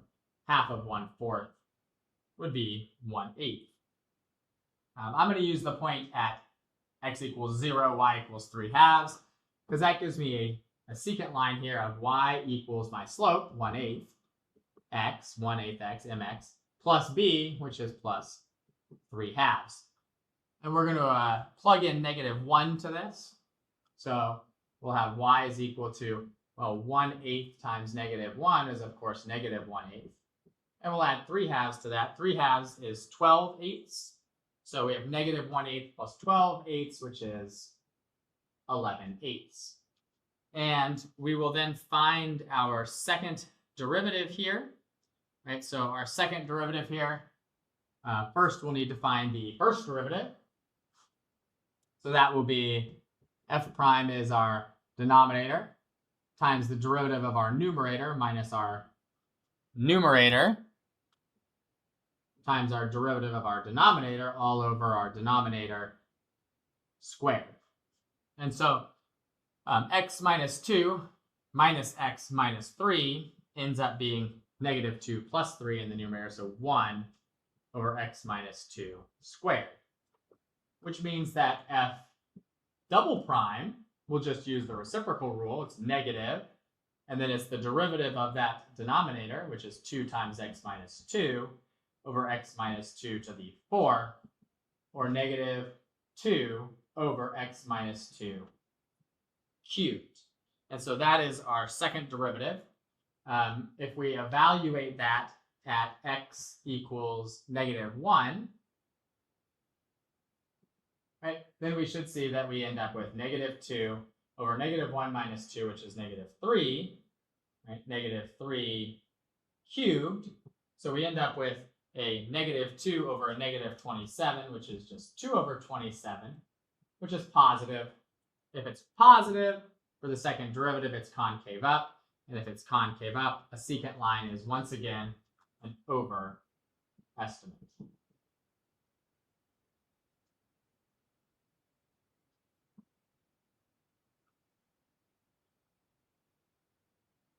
All right, so for our next one here, we're going to use linearization to approximate root 102. And so we want to remember what the linearization formula is, right? L of x is always equal to f of a plus f prime of a times x minus a, right? Which just comes from a tangent line equation.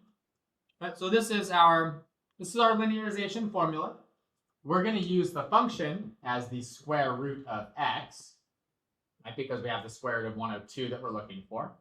Our x value will be 102, and our a value, which we call the center of approximation, that's just the value close to 102 that I can easily evaluate f of x at. So I can easily square root 100, so we'll call a 100. And of course, since we have an f prime in here, we're going to need that derivative, right? So f prime of x is 1 over 2 root x.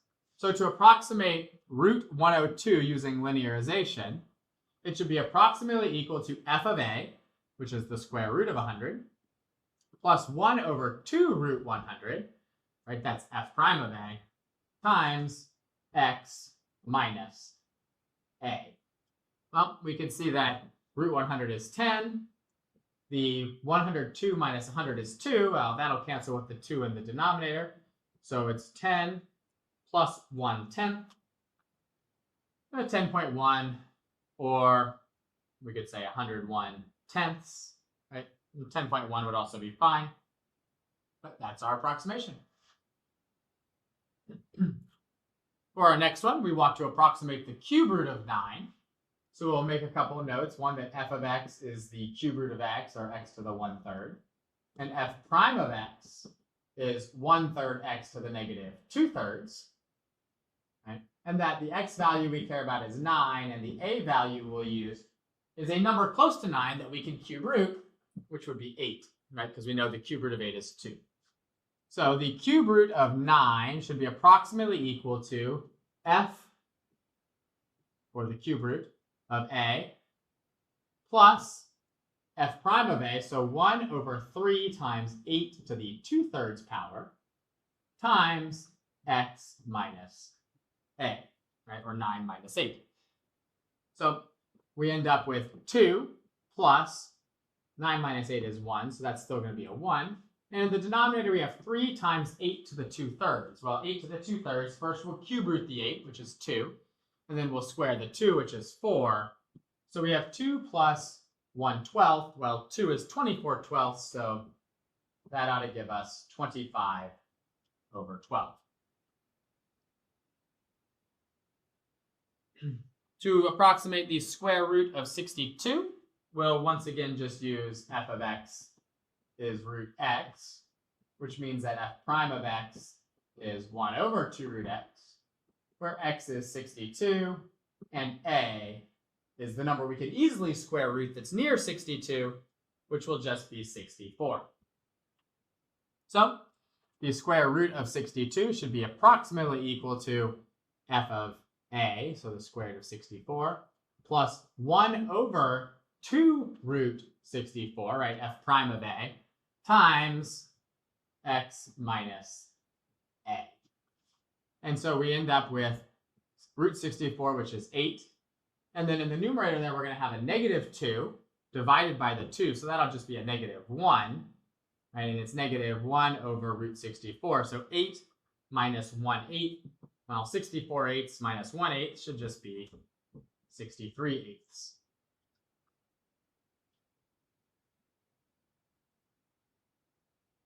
Our next one is to approximate the cube root of 25. So just like before, f of x will be the cube root of x, or x to the 1/3. And f prime of x will be 1/3 x to the negative 2/3.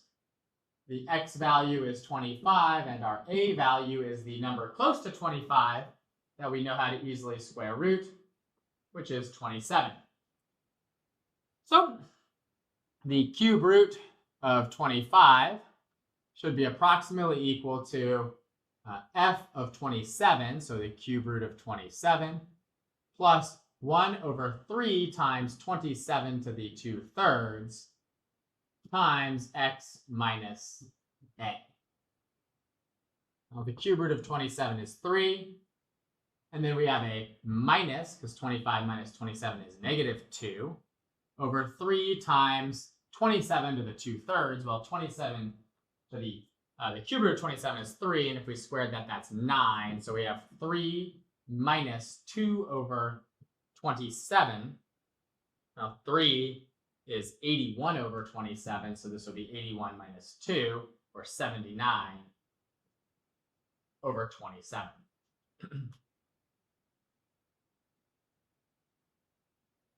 All right, one more of these.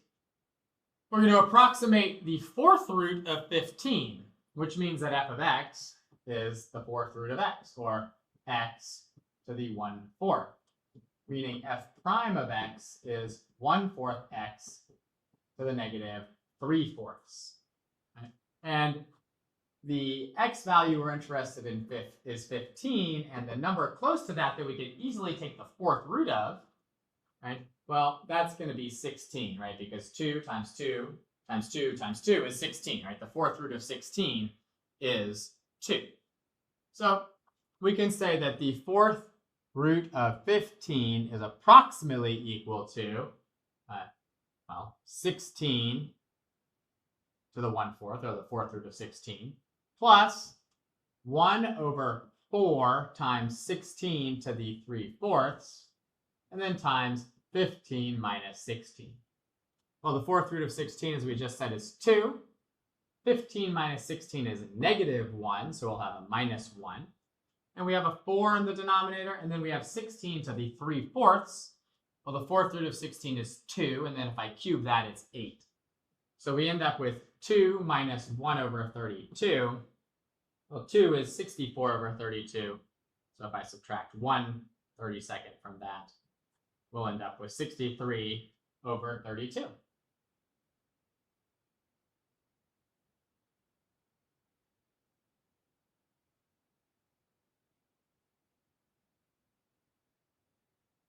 All right, now we're on to some of our more time-consuming problems here. We want to find all intervals when this function is increasing and decreasing, the maxima and minima, when is it concave up and concave down, and all of its points of inflection.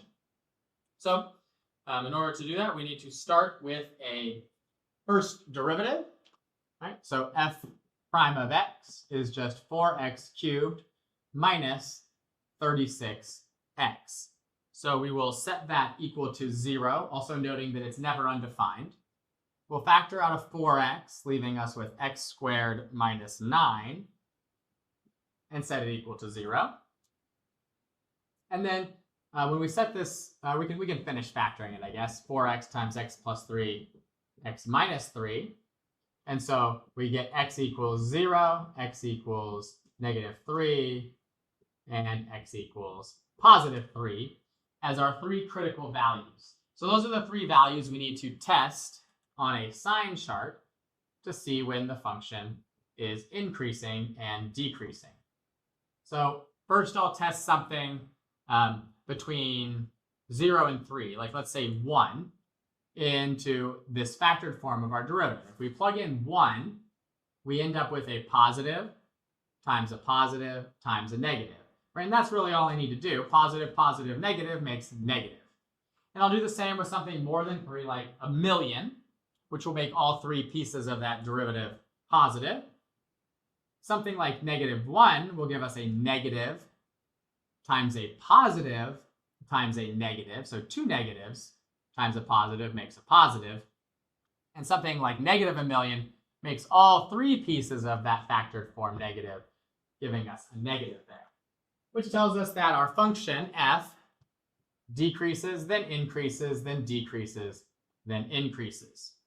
So we have we'll say the increasing intervals are from negative 3 to 0 and from 3 to infinity. And the decreasing intervals are from negative infinity to negative 3 and from 0 to 3. And then we have the local max and the local mins. Local mins at negative 3 and 3 and local max at 0, as we can see from the sign chart. But what we need to do is we need to actually find the values of the function there. So f of negative 3, f of 0, and f of 3. F of 0 is really easy to find. That one's just 4. F of 3 and f of negative 3 are a little bit more work. Right? We have 3 to the 4th minus 18 times 9 plus 4. And we can see that they're both going to come out to be the same, because if I take 3 and negative 3 and raise them to even powers, we get the same values. And so those actually end up being negative 77. I'm not going to go through all the arithmetic on it, but they do end up being negative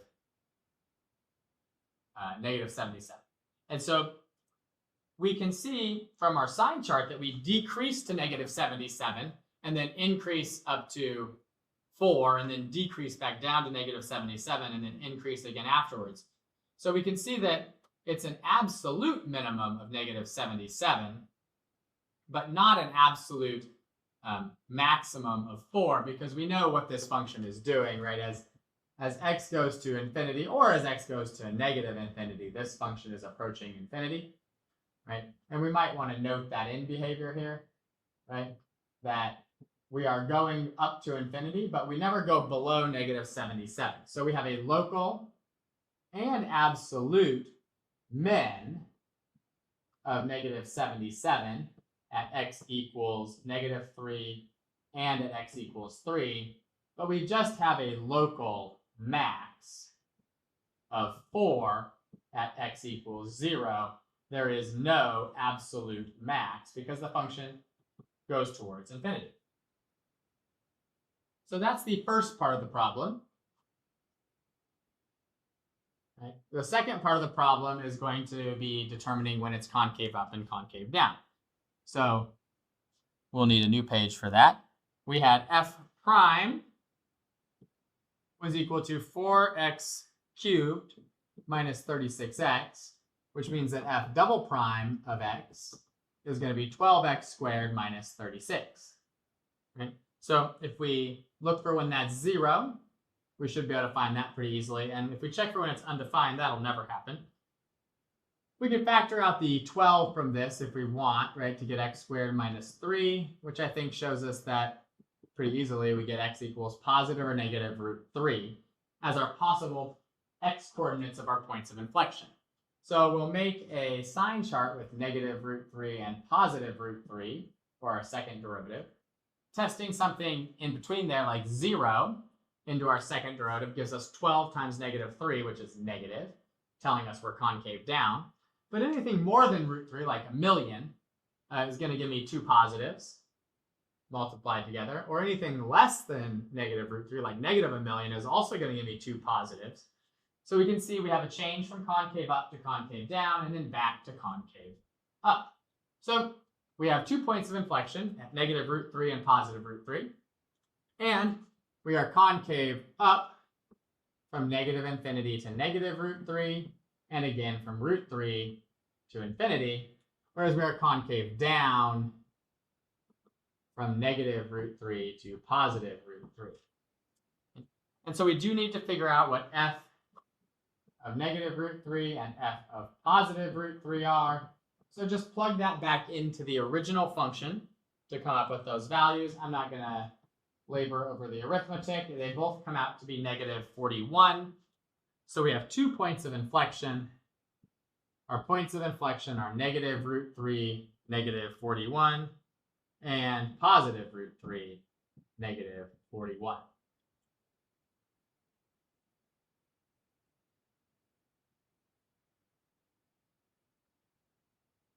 All right, here we're doing the exact same thing. So new function, x cubed minus 6x squared plus 9x plus 4. So for this one, we will just go right ahead and take our first derivative, right? F prime of x should be 3x squared minus 12x plus 9. That's never undefined, but we can figure out when it's equal to 0 by factoring out a 3 to give us x squared minus 4x plus 3, and then factoring that further into x minus 3 and x minus 1. So that gives us possible maxima and minima at x equals 3 and x equals 1. We'll make a sign chart of our first derivative there for 1 and 3, plugging in numbers into the derivative, right, into our factored form of the derivative here. So we'll start with 0. 0 gives us negative 3 times negative 1 times the positive 3 at the front, which we don't really need to worry about. So 2 negatives multiplied together makes a positive. Putting in something like 2 gives us a negative times a positive, which is negative, and something more than 3 like a million gives us a positive times a positive. So we can see that our function is going to increase, then decrease, then increase. And we're going to have a local max at 1 and a local min at 3. Right? So we will want to find f of 1 and f of 3. So f of 1, again, I'm not going to spend a bunch of time doing the arithmetic, but f of 1 is equal to 8, and f of 3 is equal to 4. So we are increasing on the interval negative infinity to 1, and again from 3 to infinity, and then we are decreasing from 1 to 3. Oops. And again, the College Board always wants brackets on the increasing and decreasing intervals, so I'll always try and put those in brackets. So yeah, we're decreasing on 1 to 3, and so we then have a local max at 1 and a local min at 3, and we should know what a cubic looks like, right? But like a cubic's going to do something like this or like this, right? So the end behavior of a cubic is always going to negative infinity, infinity, which means that there's going to be no absolute max or min, right? And that all of the maxima and minima that we're finding are just local. So we have a local max of 8 at x equals 1, and we have a local min of 4 at x equals 3. And so then we're going to need to do the second derivative test here to find out when it's concave up and concave down. So we'll need a new page again. So since f prime of x was, what do we have? We had 3x squared minus 12x plus 9. Then our second derivative should be 6x minus 12, right, which is never undefined, but it does equal 0 when x is 2. So our second derivative sign chart will only have 2 on it. If we plug in something like 0 into our second derivative, we get a negative number. And if we plug in something bigger than 2, like a million, into our second derivative, we get a positive number. So our function goes from concave down on the interval negative infinity to 2 to concave up on the interval from 2 to infinity, which tells us that we have a point of inflection when x is 2. Well, we need to then figure out what f of 2 is. Again, you just plug that into your original equation, not the derivative or the second derivative. You plug it into the original equation, and that comes out to be 6. So our point of inflection is 2, 6.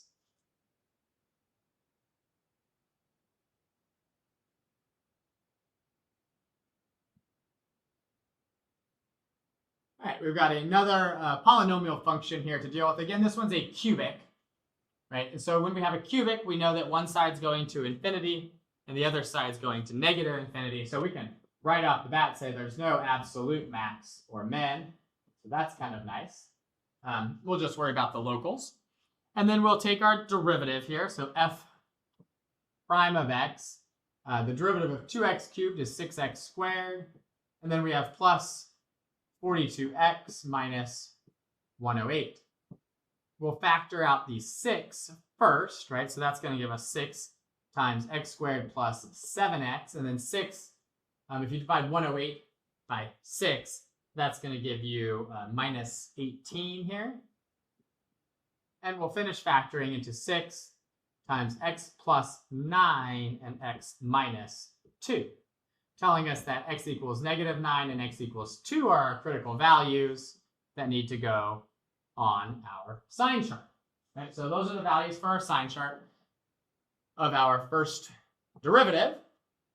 And then we'll test some values in between. So something between negative 9 and 2 would be something like 0. Right? If I plug 0 into the nice factored form, I can ignore the 6 because multiplying by a positive doesn't change the sign. But I end up with a positive times a negative, which is a negative. Something more than 2, like a billion, is going to give me positives for all of those. And something like negative a billion is going to make the x plus 9 and the x minus 2 negative. So when I multiply them together, I'll get a positive. Right? And so we will note that our function f increases, then decreases, then increases. So we are increasing on the interval from negative infinity to negative 9, and again on the interval from 2 to infinity. And that we are then decreasing on the interval from negative 9 to 2. And we have a local max at negative 9, so we do need to find f of negative 9. And I'm not going to go through all that arithmetic. That comes out to be 1,221. And a local min at 2, again, not going to do all the arithmetic. That's negative 110. So we have a local max of 1,221 at negative 9. And we have a local min of negative 110 at x equals 2. And then we'll need to continue on and do the second derivative test here. So our first derivative, f prime, was equal to 6x cubed plus 42x minus 108. So our second derivative should be 18x squared plus 42, right? Oh, it was not 6x cubed. It was 6x squared. So let's fix that. I don't know why I wrote a cube there. 6x squared was our first derivative. So our second derivative is just 12x plus 42, which when we set that equal to 0 gives us x equals negative 42/12. Well, those both divide nicely by 6, so that would be negative 7/2. So we have a possible point of inflection at negative 7/2. We'll check our second derivative sign chart here. If I put in something more than that, like 0, we get a positive. But if I put in something less than it, like negative a billion, we get a negative. So we do have a change in the concavity of the function. It's concave down on the interval from negative infinity to negative 7/2.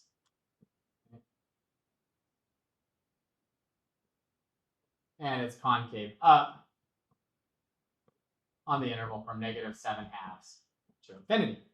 And we do need to find f of negative 7/2. Again, just plug that into the original function. Not going to do the arithmetic here for you. I won't give you something that's that annoying on the arithmetic, but it comes out to be 1,111 over 2. So our point of inflection should be negative 7/2, comma 1,111 halves.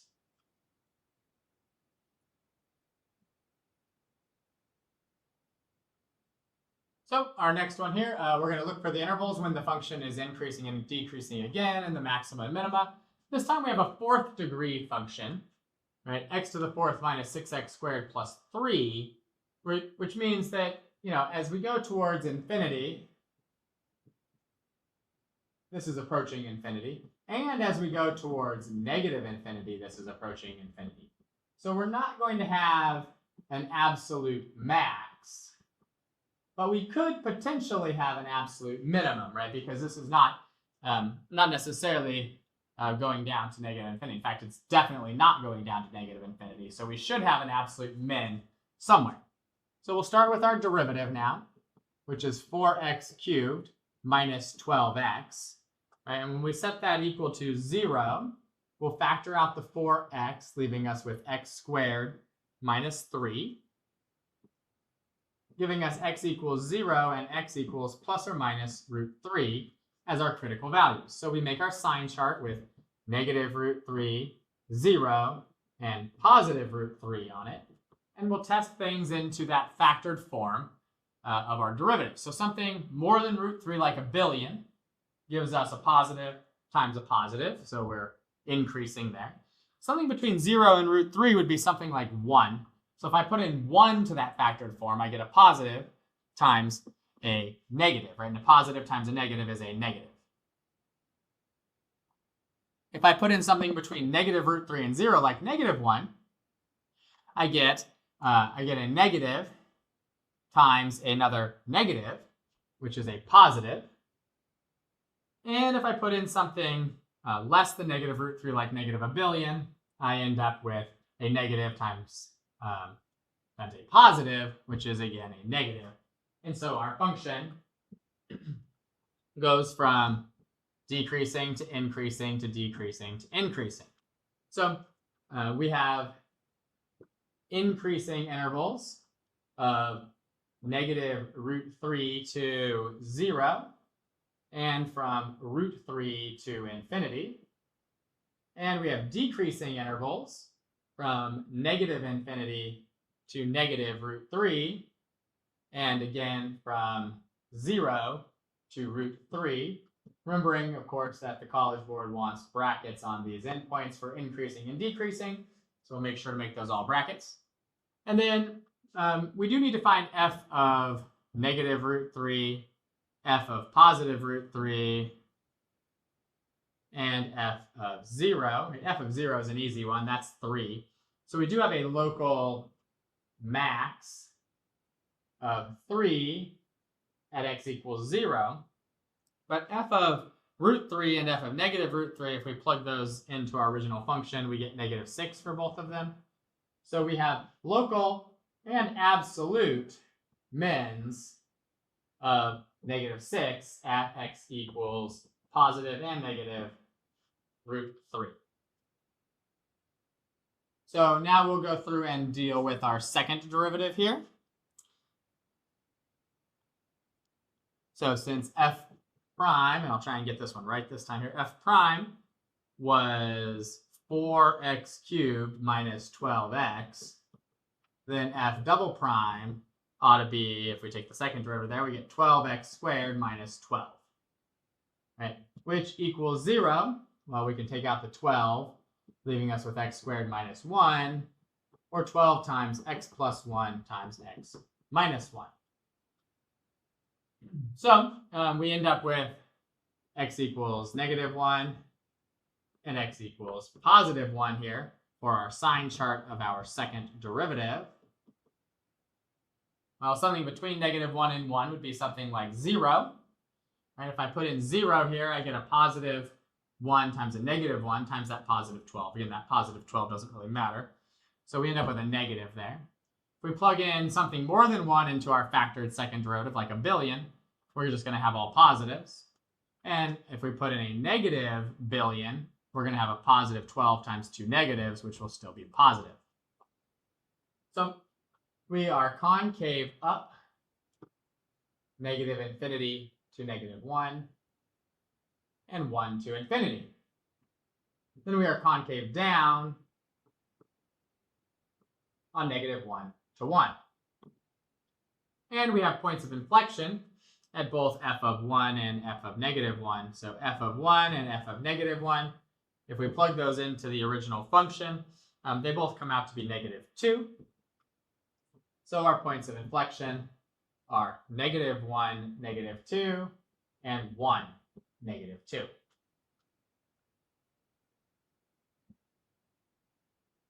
All right, we've got one more here of these where we're finding all these intervals.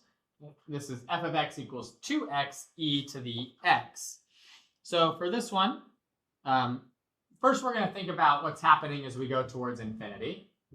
Right, a limit as x approaches infinity of this is just infinity times infinity, so infinity. But a limit as x approaches negative infinity of this is a negative infinity times e to the negative infinity. Right, well, that's negative infinity over e to the infinity, which is going to equal 0, right? Because the denominator of that is increasing more quickly than the numerator is. Like the denominator is getting bigger faster than the numerator.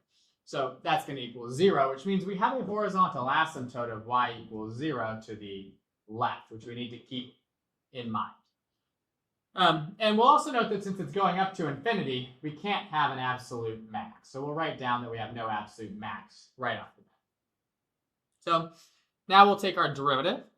All right, so f prime, we're going to find that by using the product rule. It's 2x times the derivative of e to the x, which is e to the x, plus 2 times the derivative, plus 2 times just e to the x. So if we factor out the 2e to the x, we're left with x plus 1. Set it equal to 0, and we just get x equals -1. So, and we don't get anything for this, right? Because this is just always positive. It's never equal to 0. So our sign chart for our derivative just has -1 on it. Something more than -1, like 0, is going to make this positive, but something less than -1, like -1,000,000, is going to make it negative. Therefore, f is decreasing, then increasing, which means that we are going to have an absolute minimum at -1. And we can, in fact, see from our sign chart also that we're not going to have a local max either. So we'll note that we have no local max. But we do have an absolute and a local min of, well, we need to find f of -1. F of -1 is just going to be -2 e to the -1, or -2 over e. So it's our absolute or local min of -2 over e at x equals -1. And we are decreasing from -infinity to -1, and we are increasing from -1 to infinity.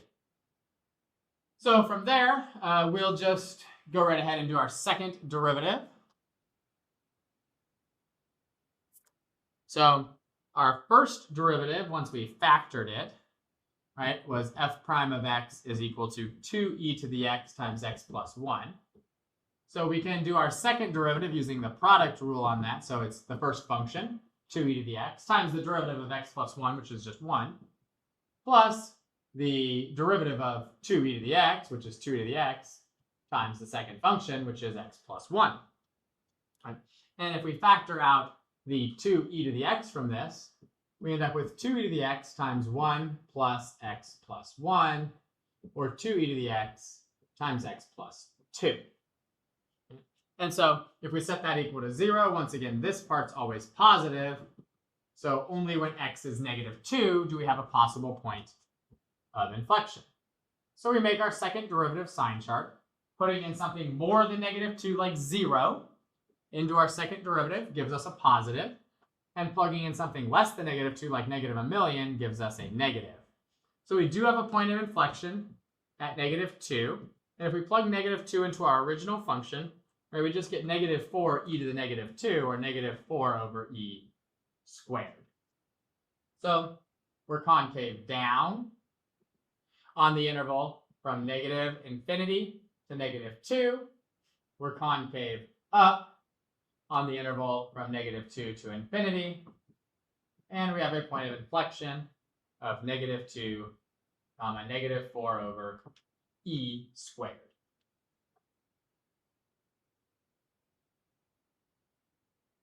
All right, so we're going to find all values that satisfy the mean value theorem now, if it's applicable, for f of x equals 1 over x on the interval from 1 to 2. So first of all, f of x, if we're going to use the mean value theorem, we have to state that f of x is continuous. So we'll say that f of x is continuous on that closed interval 1 to 2, because the only discontinuity is at x equals 0. Okay, so that should be good enough for that.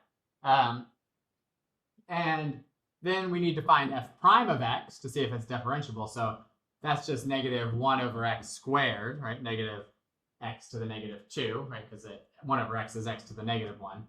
Right? So power rule derivative gives you -1 over x squared, which is also only undefined if x is 0. So that means that f prime exists. In other words, or f is, or f is differentiable on 1 to 2, the open interval, right? Because its derivative exists everywhere except at 0. So that tells us that f prime of c, or -1 over c squared, must equal f of 2 minus f of 1 over 2 minus 1. Or in other words, -1 over c squared equals, well, f of 2 is a half, right? So we'll put in a half there, 1 half, minus f of 1, which is 1, over 1. Or in other words, f prime of c, or -1 over c squared, is equal to -1 half. And so if we cross multiply, we can get rid of the negatives. We just get c squared equals 2, or c is plus or minus √2. And we definitely don't want to give both answers, because we're only looking for the answers on the interval 1 to 2. So we'll say only c is equal to √2, not -√2.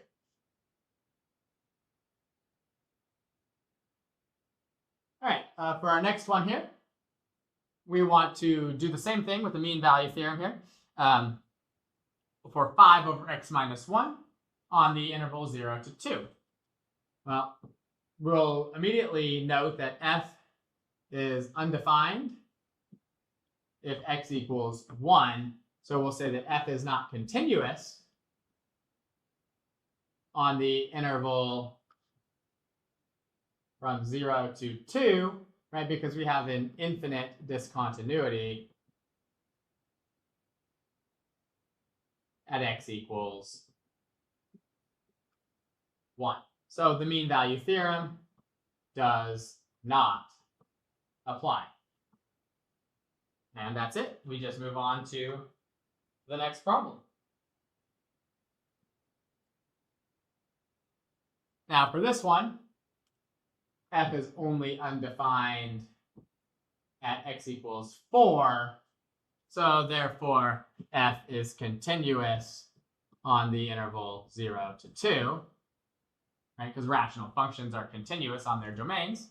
And then we'll find the derivative f prime right? So for f prime, we can use the reciprocal rule. So it's the opposite of the constant times the derivative of the denominator, which is -1, all over the denominator squared, right? Well, that, which is 2 over 4 minus x squared, that exists everywhere except at x equals 4. So that's defined on 0 to 2. So we can say that f is differentiable on the interval 0 to 2. And then we'll find we already found our derivative, right? It was 2 over 4 minus x squared. So f prime of c, which would be 2 over 4 minus c squared, needs to equal f of 2 minus f of 0 over 2 minus 0, somewhere between 0 and 2. That gives us 2 over 4 minus c squared is equal to f of 2, which is 2 over 2, so that's just 1, minus f of 0 is 2/4, so 1/2. And in the denominator, we've got 2 minus 0, which is 2. So we end up with 2 over 4 minus c squared is equal to 1/2 over 2, or 1/4. So we should be able to cross multiply here, giving ourselves 8 is equal to 4 minus c squared. Square rooting gives us plus or minus 2 root 2 equals 4 minus c, or c is equal to 4 plus or minus 2 root 2. Well, 4 plus 2 root 2 is clearly not on the interval 0 to 2, but 4 minus 2 root 2 is, so that is our solution, right? We don't want the one that's not on the interval.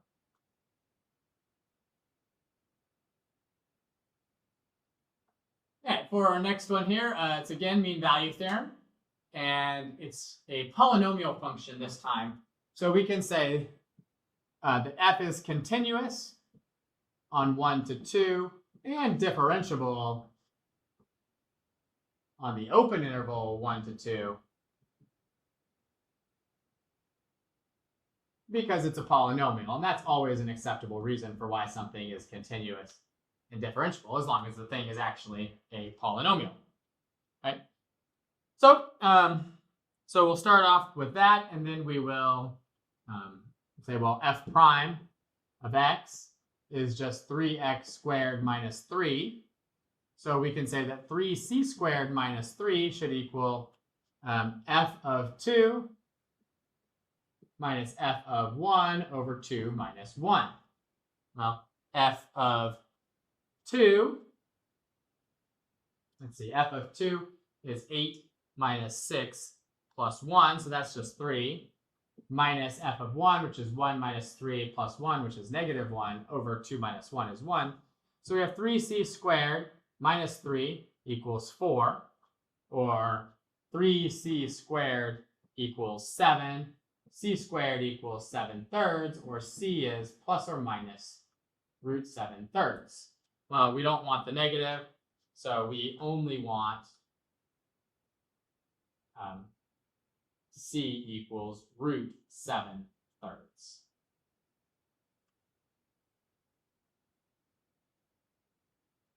Now we got one more mean value theorem one here. So for this one, we are just trying to find the values that satisfy it again for the square root of x plus 2 on -1 to 2. Well, the domain of this is going to be x is greater than or equal to -2. And since radical functions are continuous and differentiable on their domains, or at least differentiable on the interiors of their domains, right?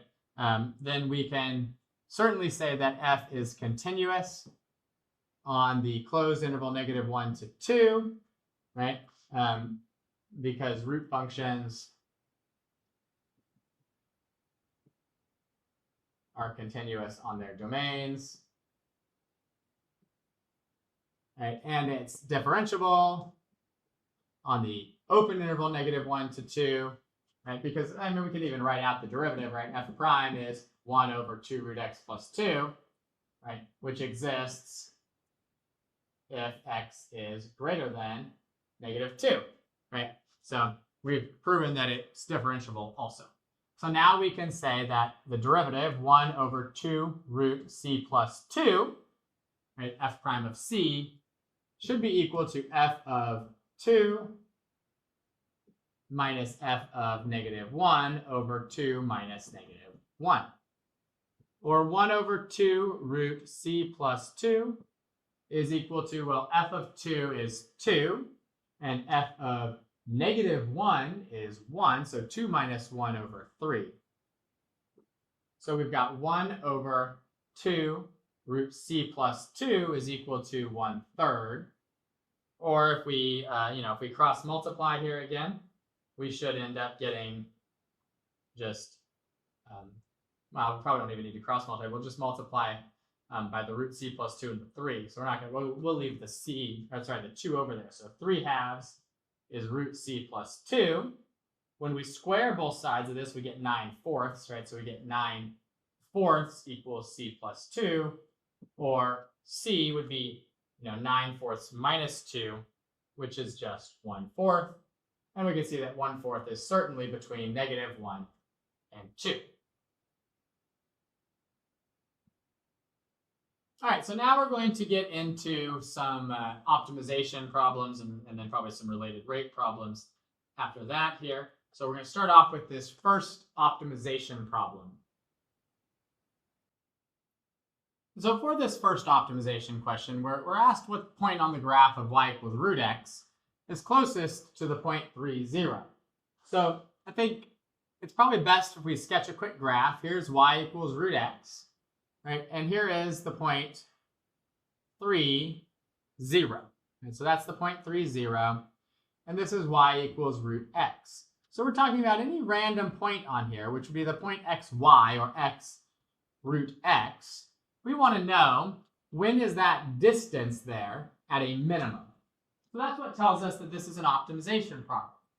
And so we're looking for when is the distance at a minimum. So the distance between any 2 points in the coordinate plane can always be found using the distance formula, which is the square root of x2 minus x1 squared, plus y2, which is root x, right, minus y1 squared. And so our distance here just ends up, when we simplify this down, to be the square root of x squared minus 6x plus 9 plus x. Or in other words, the square root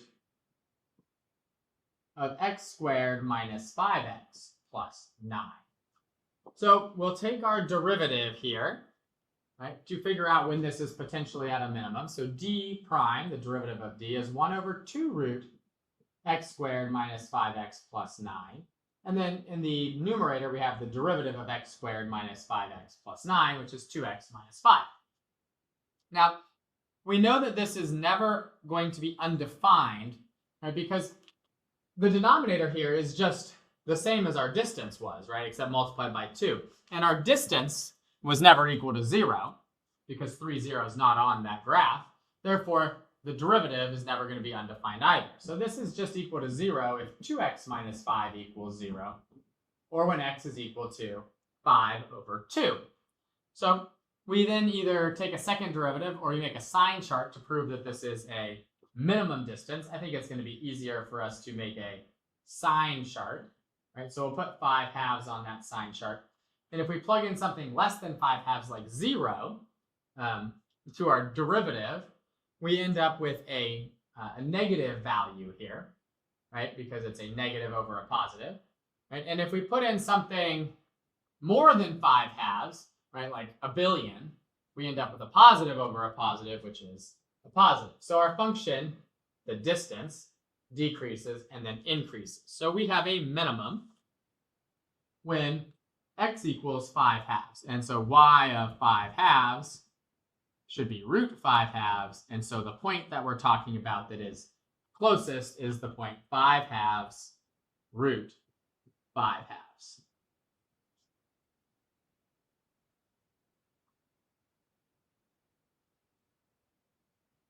For our next one here, we want to see what point on the graph of f of x equals x to the 3/2 plus 1 is closest to the point 2, 1.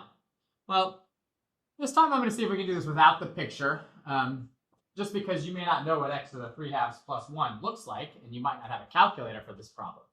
But we should recognize that what we want is the minimum distance between the points x and x to the 3/2 plus 1 and the point 2, 1. Right? So those are our 2 points. So all we really need to do is write out a distance formula, which will be a square root of x2 minus x1 squared plus y2 minus y1 squared. And so if we write that out, we end up with a square root of x squared minus 4x plus 4, and then plus x to the 3/2 squared, which would just be x cubed. So our distance ends up being the square root of x cubed plus x squared minus 4x plus 4. Meaning that its derivative should be 1 over 2 root x cubed plus x squared minus 4x plus 4 times the derivative of x cubed plus x squared minus 4x plus 4, which is 3x squared plus 2x minus 4. And so in order to figure out when this is at a minimum or maximum, we set it equal to 0, and we look for when it's undefined. Well, it's never undefined, right, because that distance is never 0, because the point 2, 1 is not on that graph. And so we'll just set the numerator equal to 0, which unfortunately does not factor real nicely. So we'll use the quadratic formula. X is equal to the opposite of b plus or minus the square root of b squared minus 4ac all over 2 times a, which ends up giving us -2 plus or minus the square root of, let's see, that's 4, what is that, 4 plus 48. 4 plus 48 is 52, so we don't really need that to be so big there. Plus or minus root 52 all over 6, and that's -2 plus or minus 2 root 13 all over 6.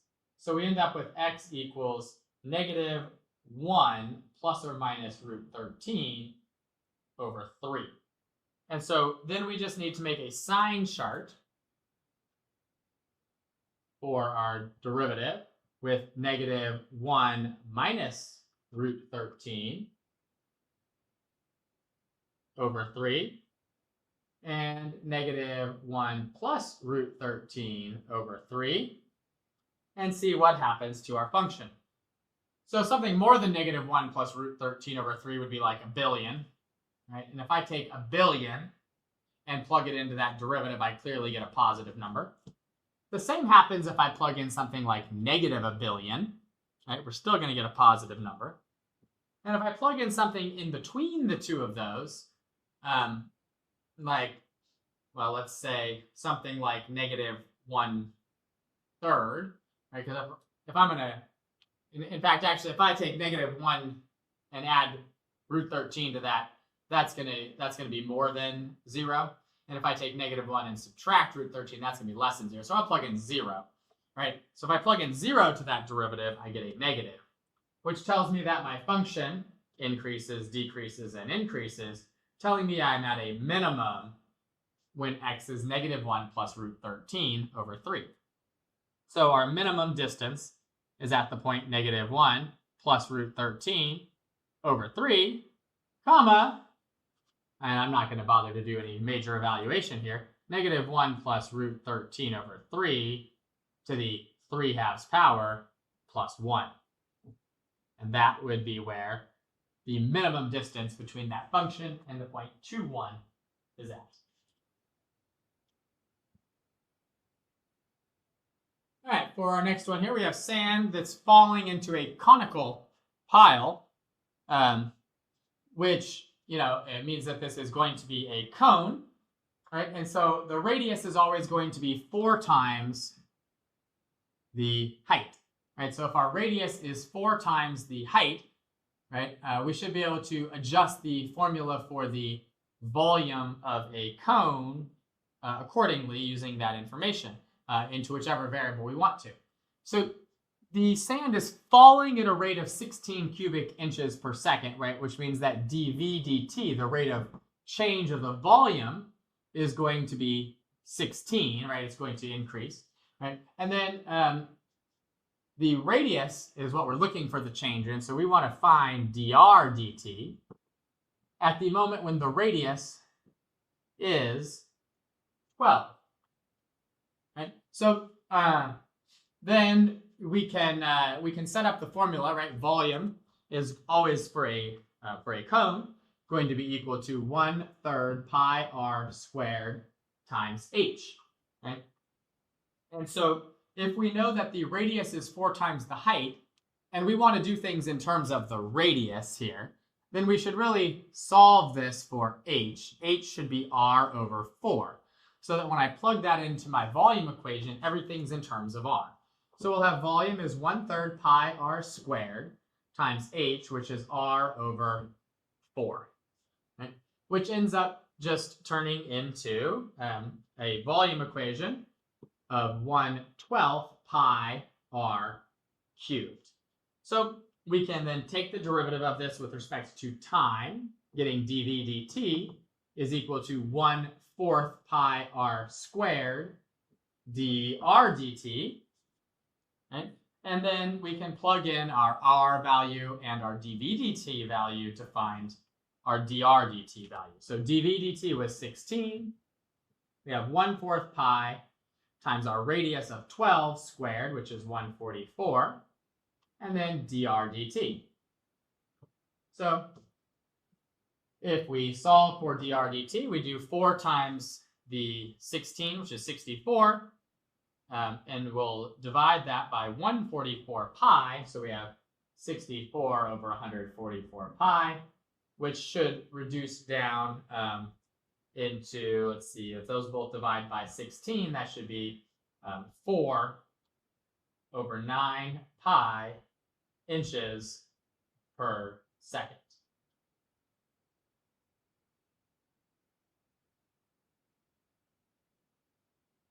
So here we have a very similar problem, right? We've just got the sand, again, falling into a conical pile. This time the height is 3 times the radius. Right? And now we have the height of the pile increasing at 12 inches per second. So dH dt is positive 12. And we're looking at what rate the volume of the pile is changing when the height is equal to 20. Right? And so we're looking for dV dt when h is equal to 20. So we just set up our same volume equation here. Right? Volume is going to be 1/3 pi r squared times h. And we now want to put this all in terms of h. Right? So we know that h is 3 times r, which tells us that the r is h over 3. So we'll do volume is 1/3 pi h over 3 squared times h. And so if we do that, we'll just rewrite this as volume is equal to, looks like that'll be 1 over 27 pi h cubed. And so now dV dt should just be 1/9 pi h squared times dH dt. So we end up with, we're looking for dV dt, so dV dt should be 1/9 of pi times our height squared, that'll be 20 squared, or 400, times our dH dt, which is 12. Well, we can do 12 over 9, that's 4 over 3. So we have 4 times 400 times pi in the numerator, which is 1600 pi over 3. And our units here are going to be inches cubed per second.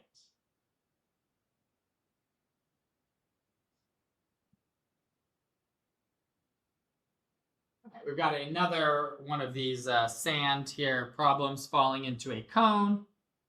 And so for this one here, the radius is now 2 times the height.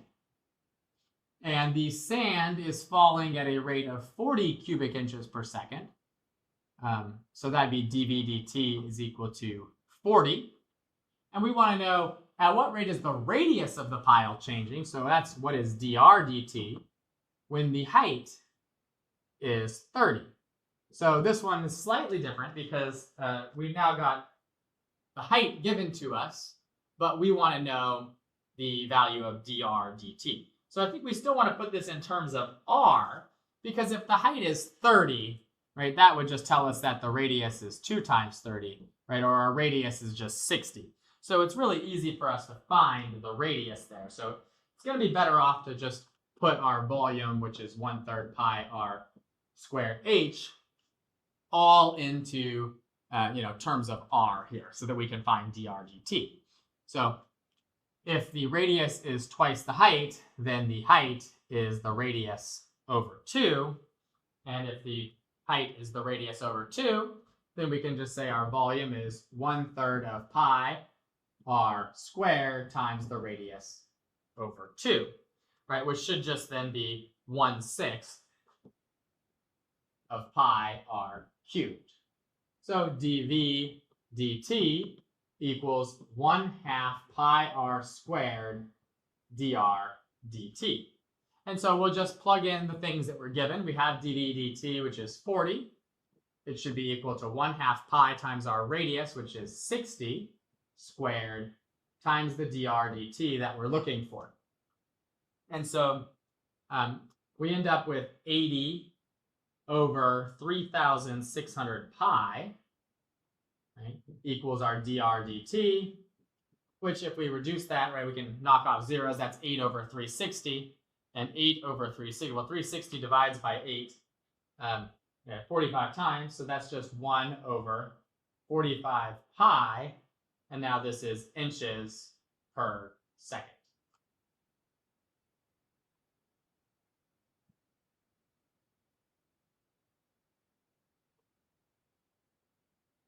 So our next one here, we've got a ladder leaning against a wall, right? And it's beginning to slide down. So here is our ladder leaning against the wall at a right angle. The ladder has got a length of 25.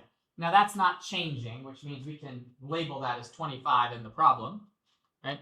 And then we've got a y here and an x here, we'll call them. And so there's lots of different ways to relate these things, Pythagorean theorem or by one of the angles. So since we're looking for the rate of change of the bottom of the ladder, and we're given, well, let's see, what all are we given? We're given that the top is 7 feet above the ground when we're interested, so that'd be y equals 7, right? And we also know that the top is sliding down at 10 feet per second, which tells me that dy dt is -10, right? It's negative because the value of y is getting smaller. And we want the rate of change of the bottom of the ladder. So we just need to relate x and y. So that would be x squared plus y squared equals 25 squared, or 625. Now, with any luck, you know that this is a nice Pythagorean triple, right? X squared plus 7 squared equals 625 gives you an x value of 24. 7, 24, 25 is a nice Pythagorean triple. But you could do the arithmetic on it if you're not sure about that. So now we'll just take our derivative, 2x dx dt plus 2y dy dt is equal to 0. The 2's can cancel out, right? We just divide both sides by 2, and we're left with x, which is 24, times dx dt, which is what we're looking for, right? The rate of change of the bottom of the ladder, plus y, which is 7, times dy dt, which is -10, needs to equal 0. Well, if we just solve for dx dt, we get 70 over 24, which reduces to 35 over 12 feet per second.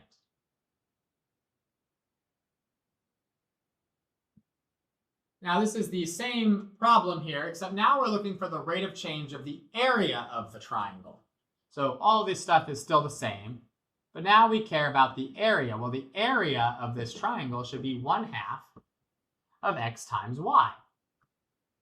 So we want the rate of change of that area. That's just dA dt equals 1/2 of x times the derivative of y with respect to t, plus y times the derivative of x with respect to t.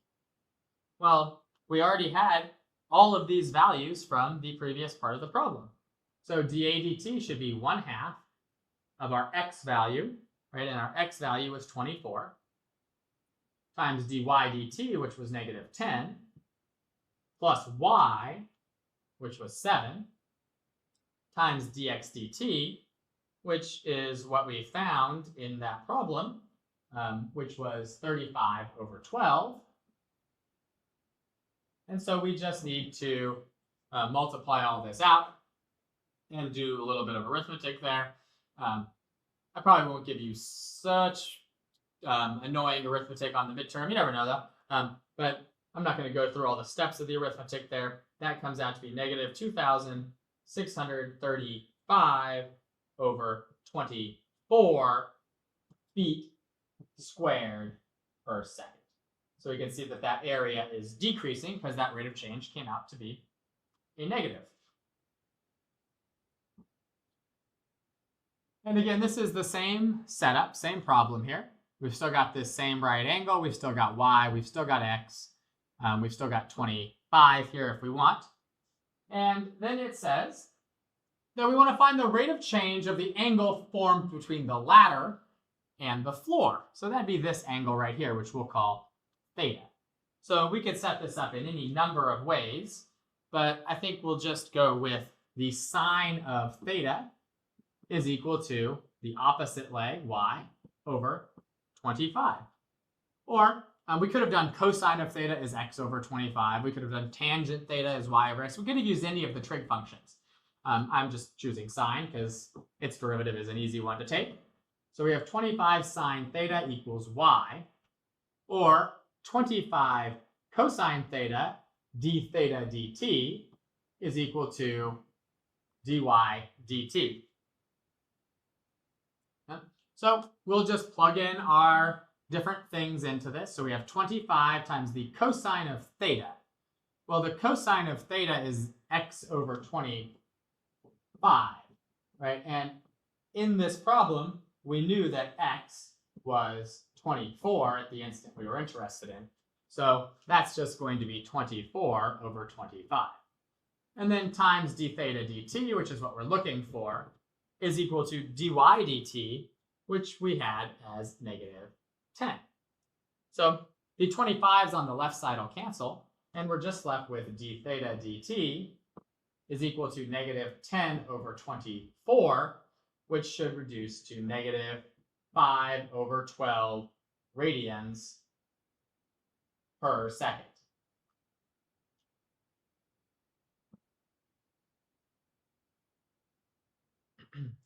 All right, we've got a very similar problem here. Again, not exactly the same. So this time we have a 17-foot long piece of wood that is leaning against a wall that meets the ground at a right angle. So this is 17 feet this time. We've got a right angle here. We can just call this y, and we can just call this x again. And it says the wood slides down the wall when the bottom of the piece of wood is 15 feet from the base, so that'd be when x is 15, right? Then the bottom of the wood is sliding at 5 feet per second, so dx dt will be 5. And it's +5 because the value of x is getting larger as that piece of wood slides down. So then it asks us to find the rate of change of the top of the piece of wood. So we're looking for dy dt. And we'll again just use the Pythagorean theorem here. Right, so we'll say x squared plus y squared equals 17 squared, and 17 squared is 289. Well, this is again a nice Pythagorean triple, right? You could set it up if you want. 15 squared plus y squared equals 289. 15 squared is 225. And so when you subtract that, you'll find that you just get y equals 8, right? 8, 15, 17 is a nice Pythagorean triple. So we'll do 2x dx dt plus 2y dy dt is equal to 0. Just like before, we'll cancel out the 2's. And we have x, which is 15, times dx dt, which is 5, plus y, which is 8, times dy dt, which we're looking for, is equal to 0. 5 times 15 is 75, so when I bring that to the other side, I get dy dt equals negative 75 over 8. And our units here are feet per second. And that makes sense that it's negative because the value of y is getting smaller, so we should have a negative rate of change.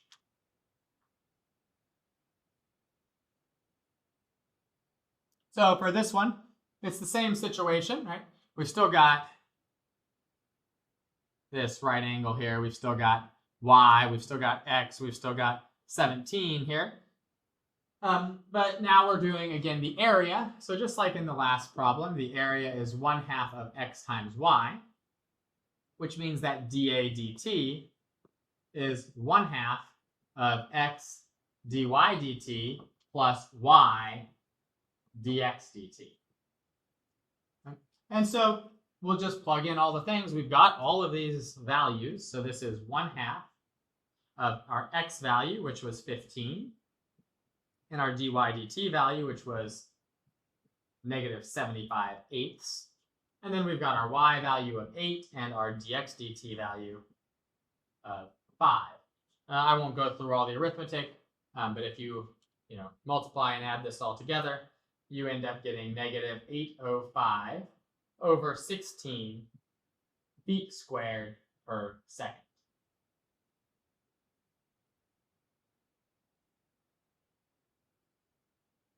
All right, and for this one, we're now, again, with the same situation with y and with x here.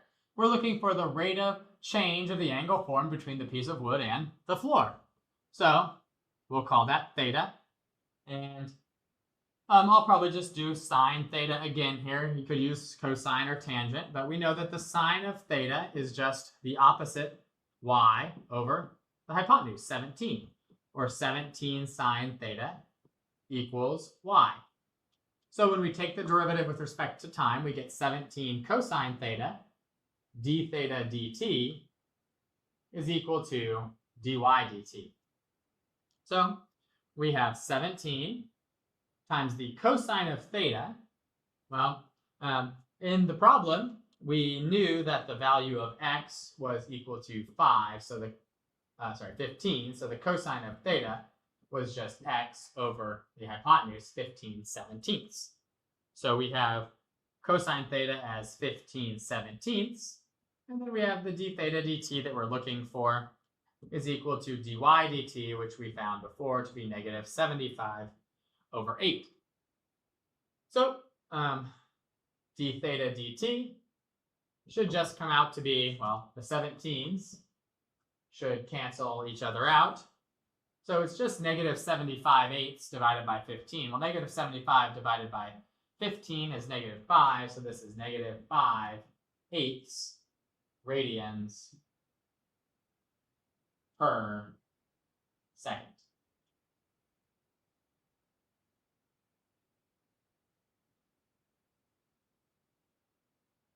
All right, we got one more, looks like, of these ladder problems here. So we've got a 13-foot long ladder now that's leaning against the side of the house. Hopefully we're getting the hang of these. There's 13 feet. Here's y, here's x. The ladder's sliding down the wall. When the top of the ladder is 12 feet above the ground, so y equals 12, right? the bottom of the ladder is sliding away from the wall at 2 feet per second. So dx dt is 2. We want the rate of change of the top of the ladder. So we want dy dt. So we'll just set up, again, the Pythagorean theorem, right, where x squared plus y squared is equal to 169, right, 13 squared. And we know that if y is 12, right, well, then we have 5, well, getting ahead of myself there, we have x squared plus 12 squared equals 169, right, which we should know 5, 12, 13 is a Pythagorean triple. So x is just equal to 5. So we have 2x dx dt when we take the derivative, plus 2y dy dt when we take the derivative, is equal to 0. The 2's again cancel, and we just plug in the things we have. X, which is 5, dx dt, which is 2, right, plus y, which is 12, and dy dt, which we're looking for. And that's all equal to 0. So we end up with 5 times 2, which is 10. We bring that to the other side. We get dy dt equals negative 10 over 12, or negative 5 over 6 feet per second, which again makes sense that it's negative, right? Because the value of y is decreasing. For our next one here, we're still looking at the same exact situation. Here is x and y on our right triangle with this equal to 13. We just want the area. So just like the last couple, the area is 1/2 of x times y. So the dA dt should be 1/2 of x dy dt plus y dx dt. So we'll just plug in all the things because we have all of these things. It's 1/2 of our x value, which was 5, times our dy dt, which we just found as negative 5/6, plus our y, which was 12, and our dx dt, which was 2. If you do all of the arithmetic there, right, you get what, negative 25/6 plus 24, and then you multiply that by half. It ends up being a positive 119 over 2 feet, over 12 feet squared per second.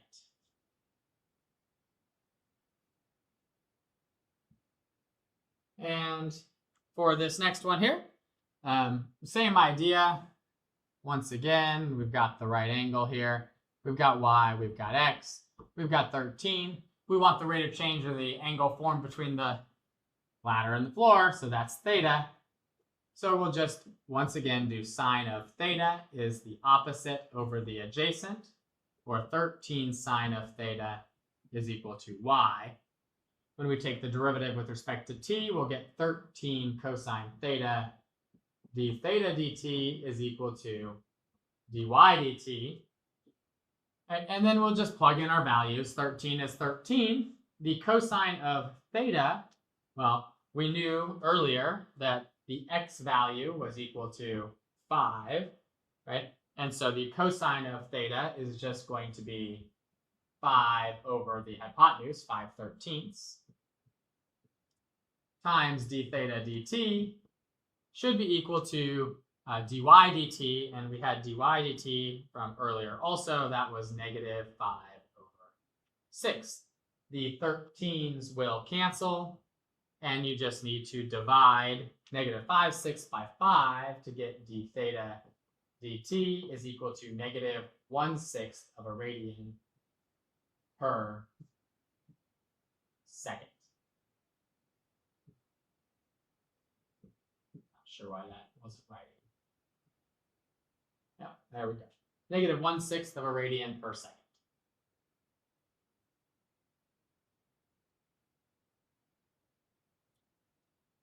All right, we just got a couple more here to go. We got 3 problems left of this very long review assignment. So we're going to inscribe a rectangle underneath the parabola y equals 4 minus x squared.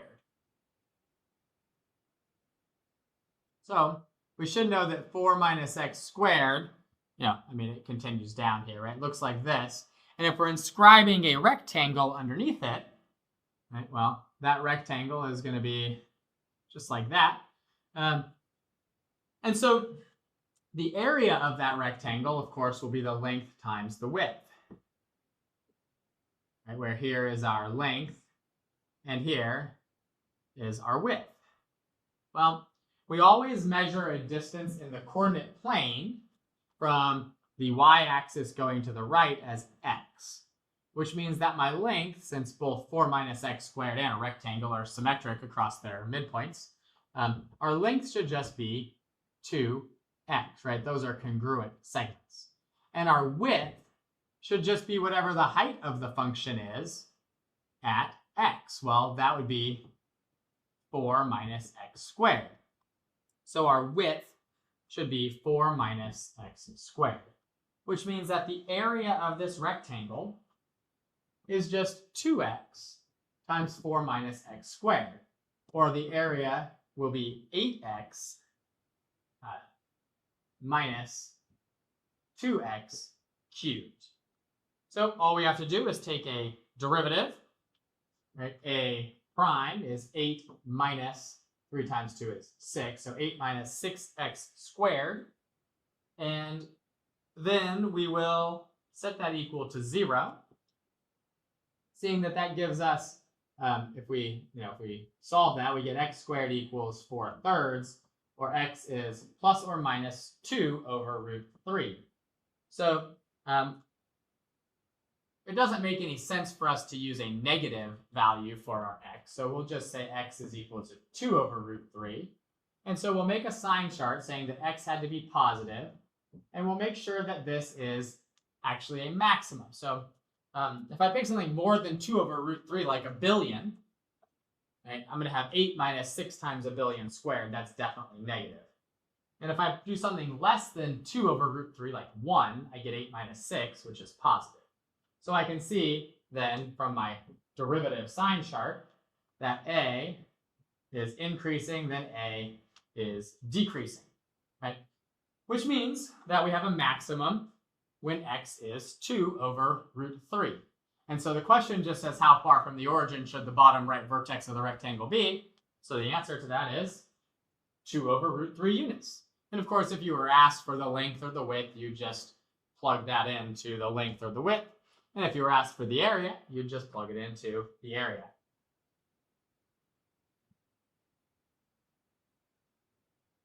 Okay, we've got another one here. We've got a rectangle that's being inscribed underneath the parabola 6x minus x squared.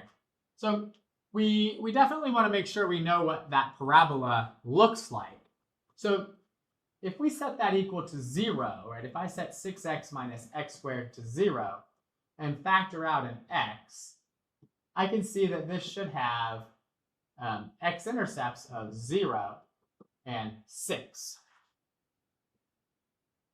And it's just a parabola that goes through the origin and the point 6, 0 that is concave down, right? Because the a value there is a -1. So this is what our parabola looks like.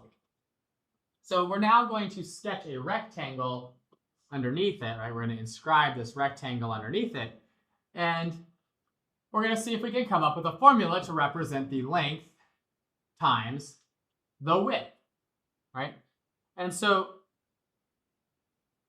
if we're going to do that, then we need to recognize that this distance here is x. That's how we measure a distance in the coordinate plane, right? From the y-axis going to the right is always x. Well, because this parabola and this rectangle are symmetric, this little segment that we've called x is congruent to the segment between the right vertex of that triangle, the bottom right vertex of the rectangle, and 6, right? So this is a length here of 6 units minus 2x. And our height here, our width of this, right, w, this one is L, w should just be the height of the function at x, right? Because this vertex touches the function. Well, the height of the function is 6x minus x squared. So our area of this rectangle should be 6 minus 2x times 6x minus x squared. So if we multiply all of that out together, we're going to end up with a positive 2x cubed. We're going to end up with a minus 6x squared, a minus 12x squared, and a plus 36x. So a should be 2x cubed minus 18x squared plus 36x. We'll take our derivative, a prime, which should be 6x squared minus 36x plus 36, and set it equal to 0. Okay. I can divide all of those by 6 then, so x squared minus 6x plus 6 equals 0. And then we'll need to solve that. It doesn't factor nicely using whole numbers, so we'll just complete the square. And I think we'll just do that on the next page. All right, we had x squared minus 6x plus 6 is equal to 0. And so if I subtract 6, I'll have x squared minus 6 equals negative 6. And then we determine how much to add to both sides by taking that b value of negative 6, taking half of it, and then squaring it. So negative 3 squared is 9. So we're going to add 9 to both sides here, giving us x minus 3 squared equals 3. Or x is equal to, sorry, not x, but x minus 3 is equal to plus or minus root 3, or x is 3 plus or minus root 3. And so then we have to think about which of those makes sense. Well, our value for x, it needs to be less than 3, right? X needs to be more than 0, but less than 3, because 3 would be midway through here. I can't go more than 3 units over for that first vertex. So 3 plus root 3 is more than 3. So we only want x equals 3 minus root 3. So we're going to make a sign chart that has 0 and 3 minus root 3 on it. And we'll test some values into our derivative that are between 0 and 3 minus root 3 and more than 3 minus root 3. So something more than 3 minus root 3 going into our derivative, it would be something like a million, right? And a million squared minus 6 times a million plus 6 is clearly going to be a positive number. And, that wasn't quite our derivative. We took a 6 out of it here. So if I take a positive number and multiply it by 6, it's still going to be a positive number, right? So that should be a positive.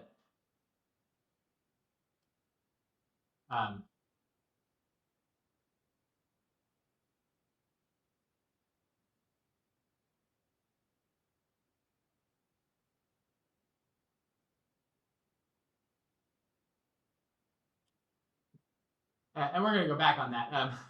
We have to remember that's not actually what we want there. We have to remember that we did have this cutoff of 3 plus root 3 here, right? We weren't testing beyond that because that didn't make sense, right? We had to cut off here at 3.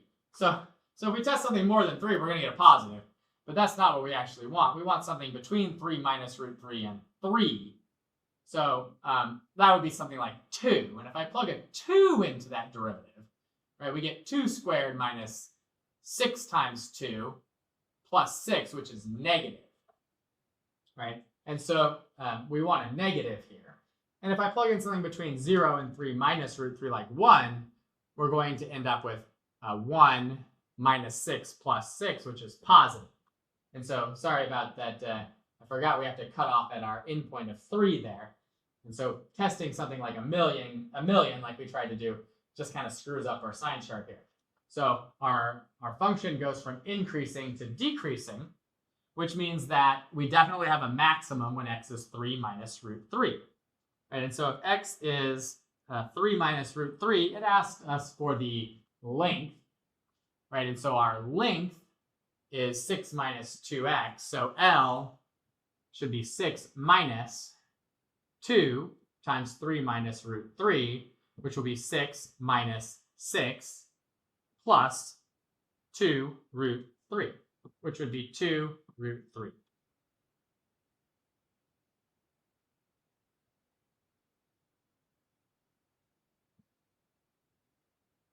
And finally, our last problem here on this very long assignment, we have a rectangle that is inscribed beneath the semicircle root 4 minus x squared. So first, let's sketch that semicircle.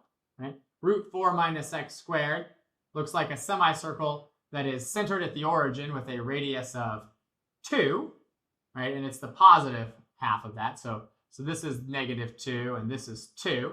And I wrote a 3, even though I said 2. And so we're going to inscribe a rectangle into this.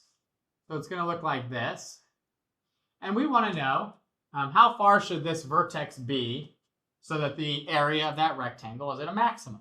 Well, in order to figure that out, we need to figure out what the area of this rectangle is. Of course, it's length times width, right? Well, this distance here, measured from the y-axis to some x coordinate to the right, is just x, right? And these two segments should be congruent. So our length, right, should be 2x. And our width should just be the height of our function, right? That's just our width, should be the square root of 4 minus x squared. So we have 2x times root 4 minus x squared.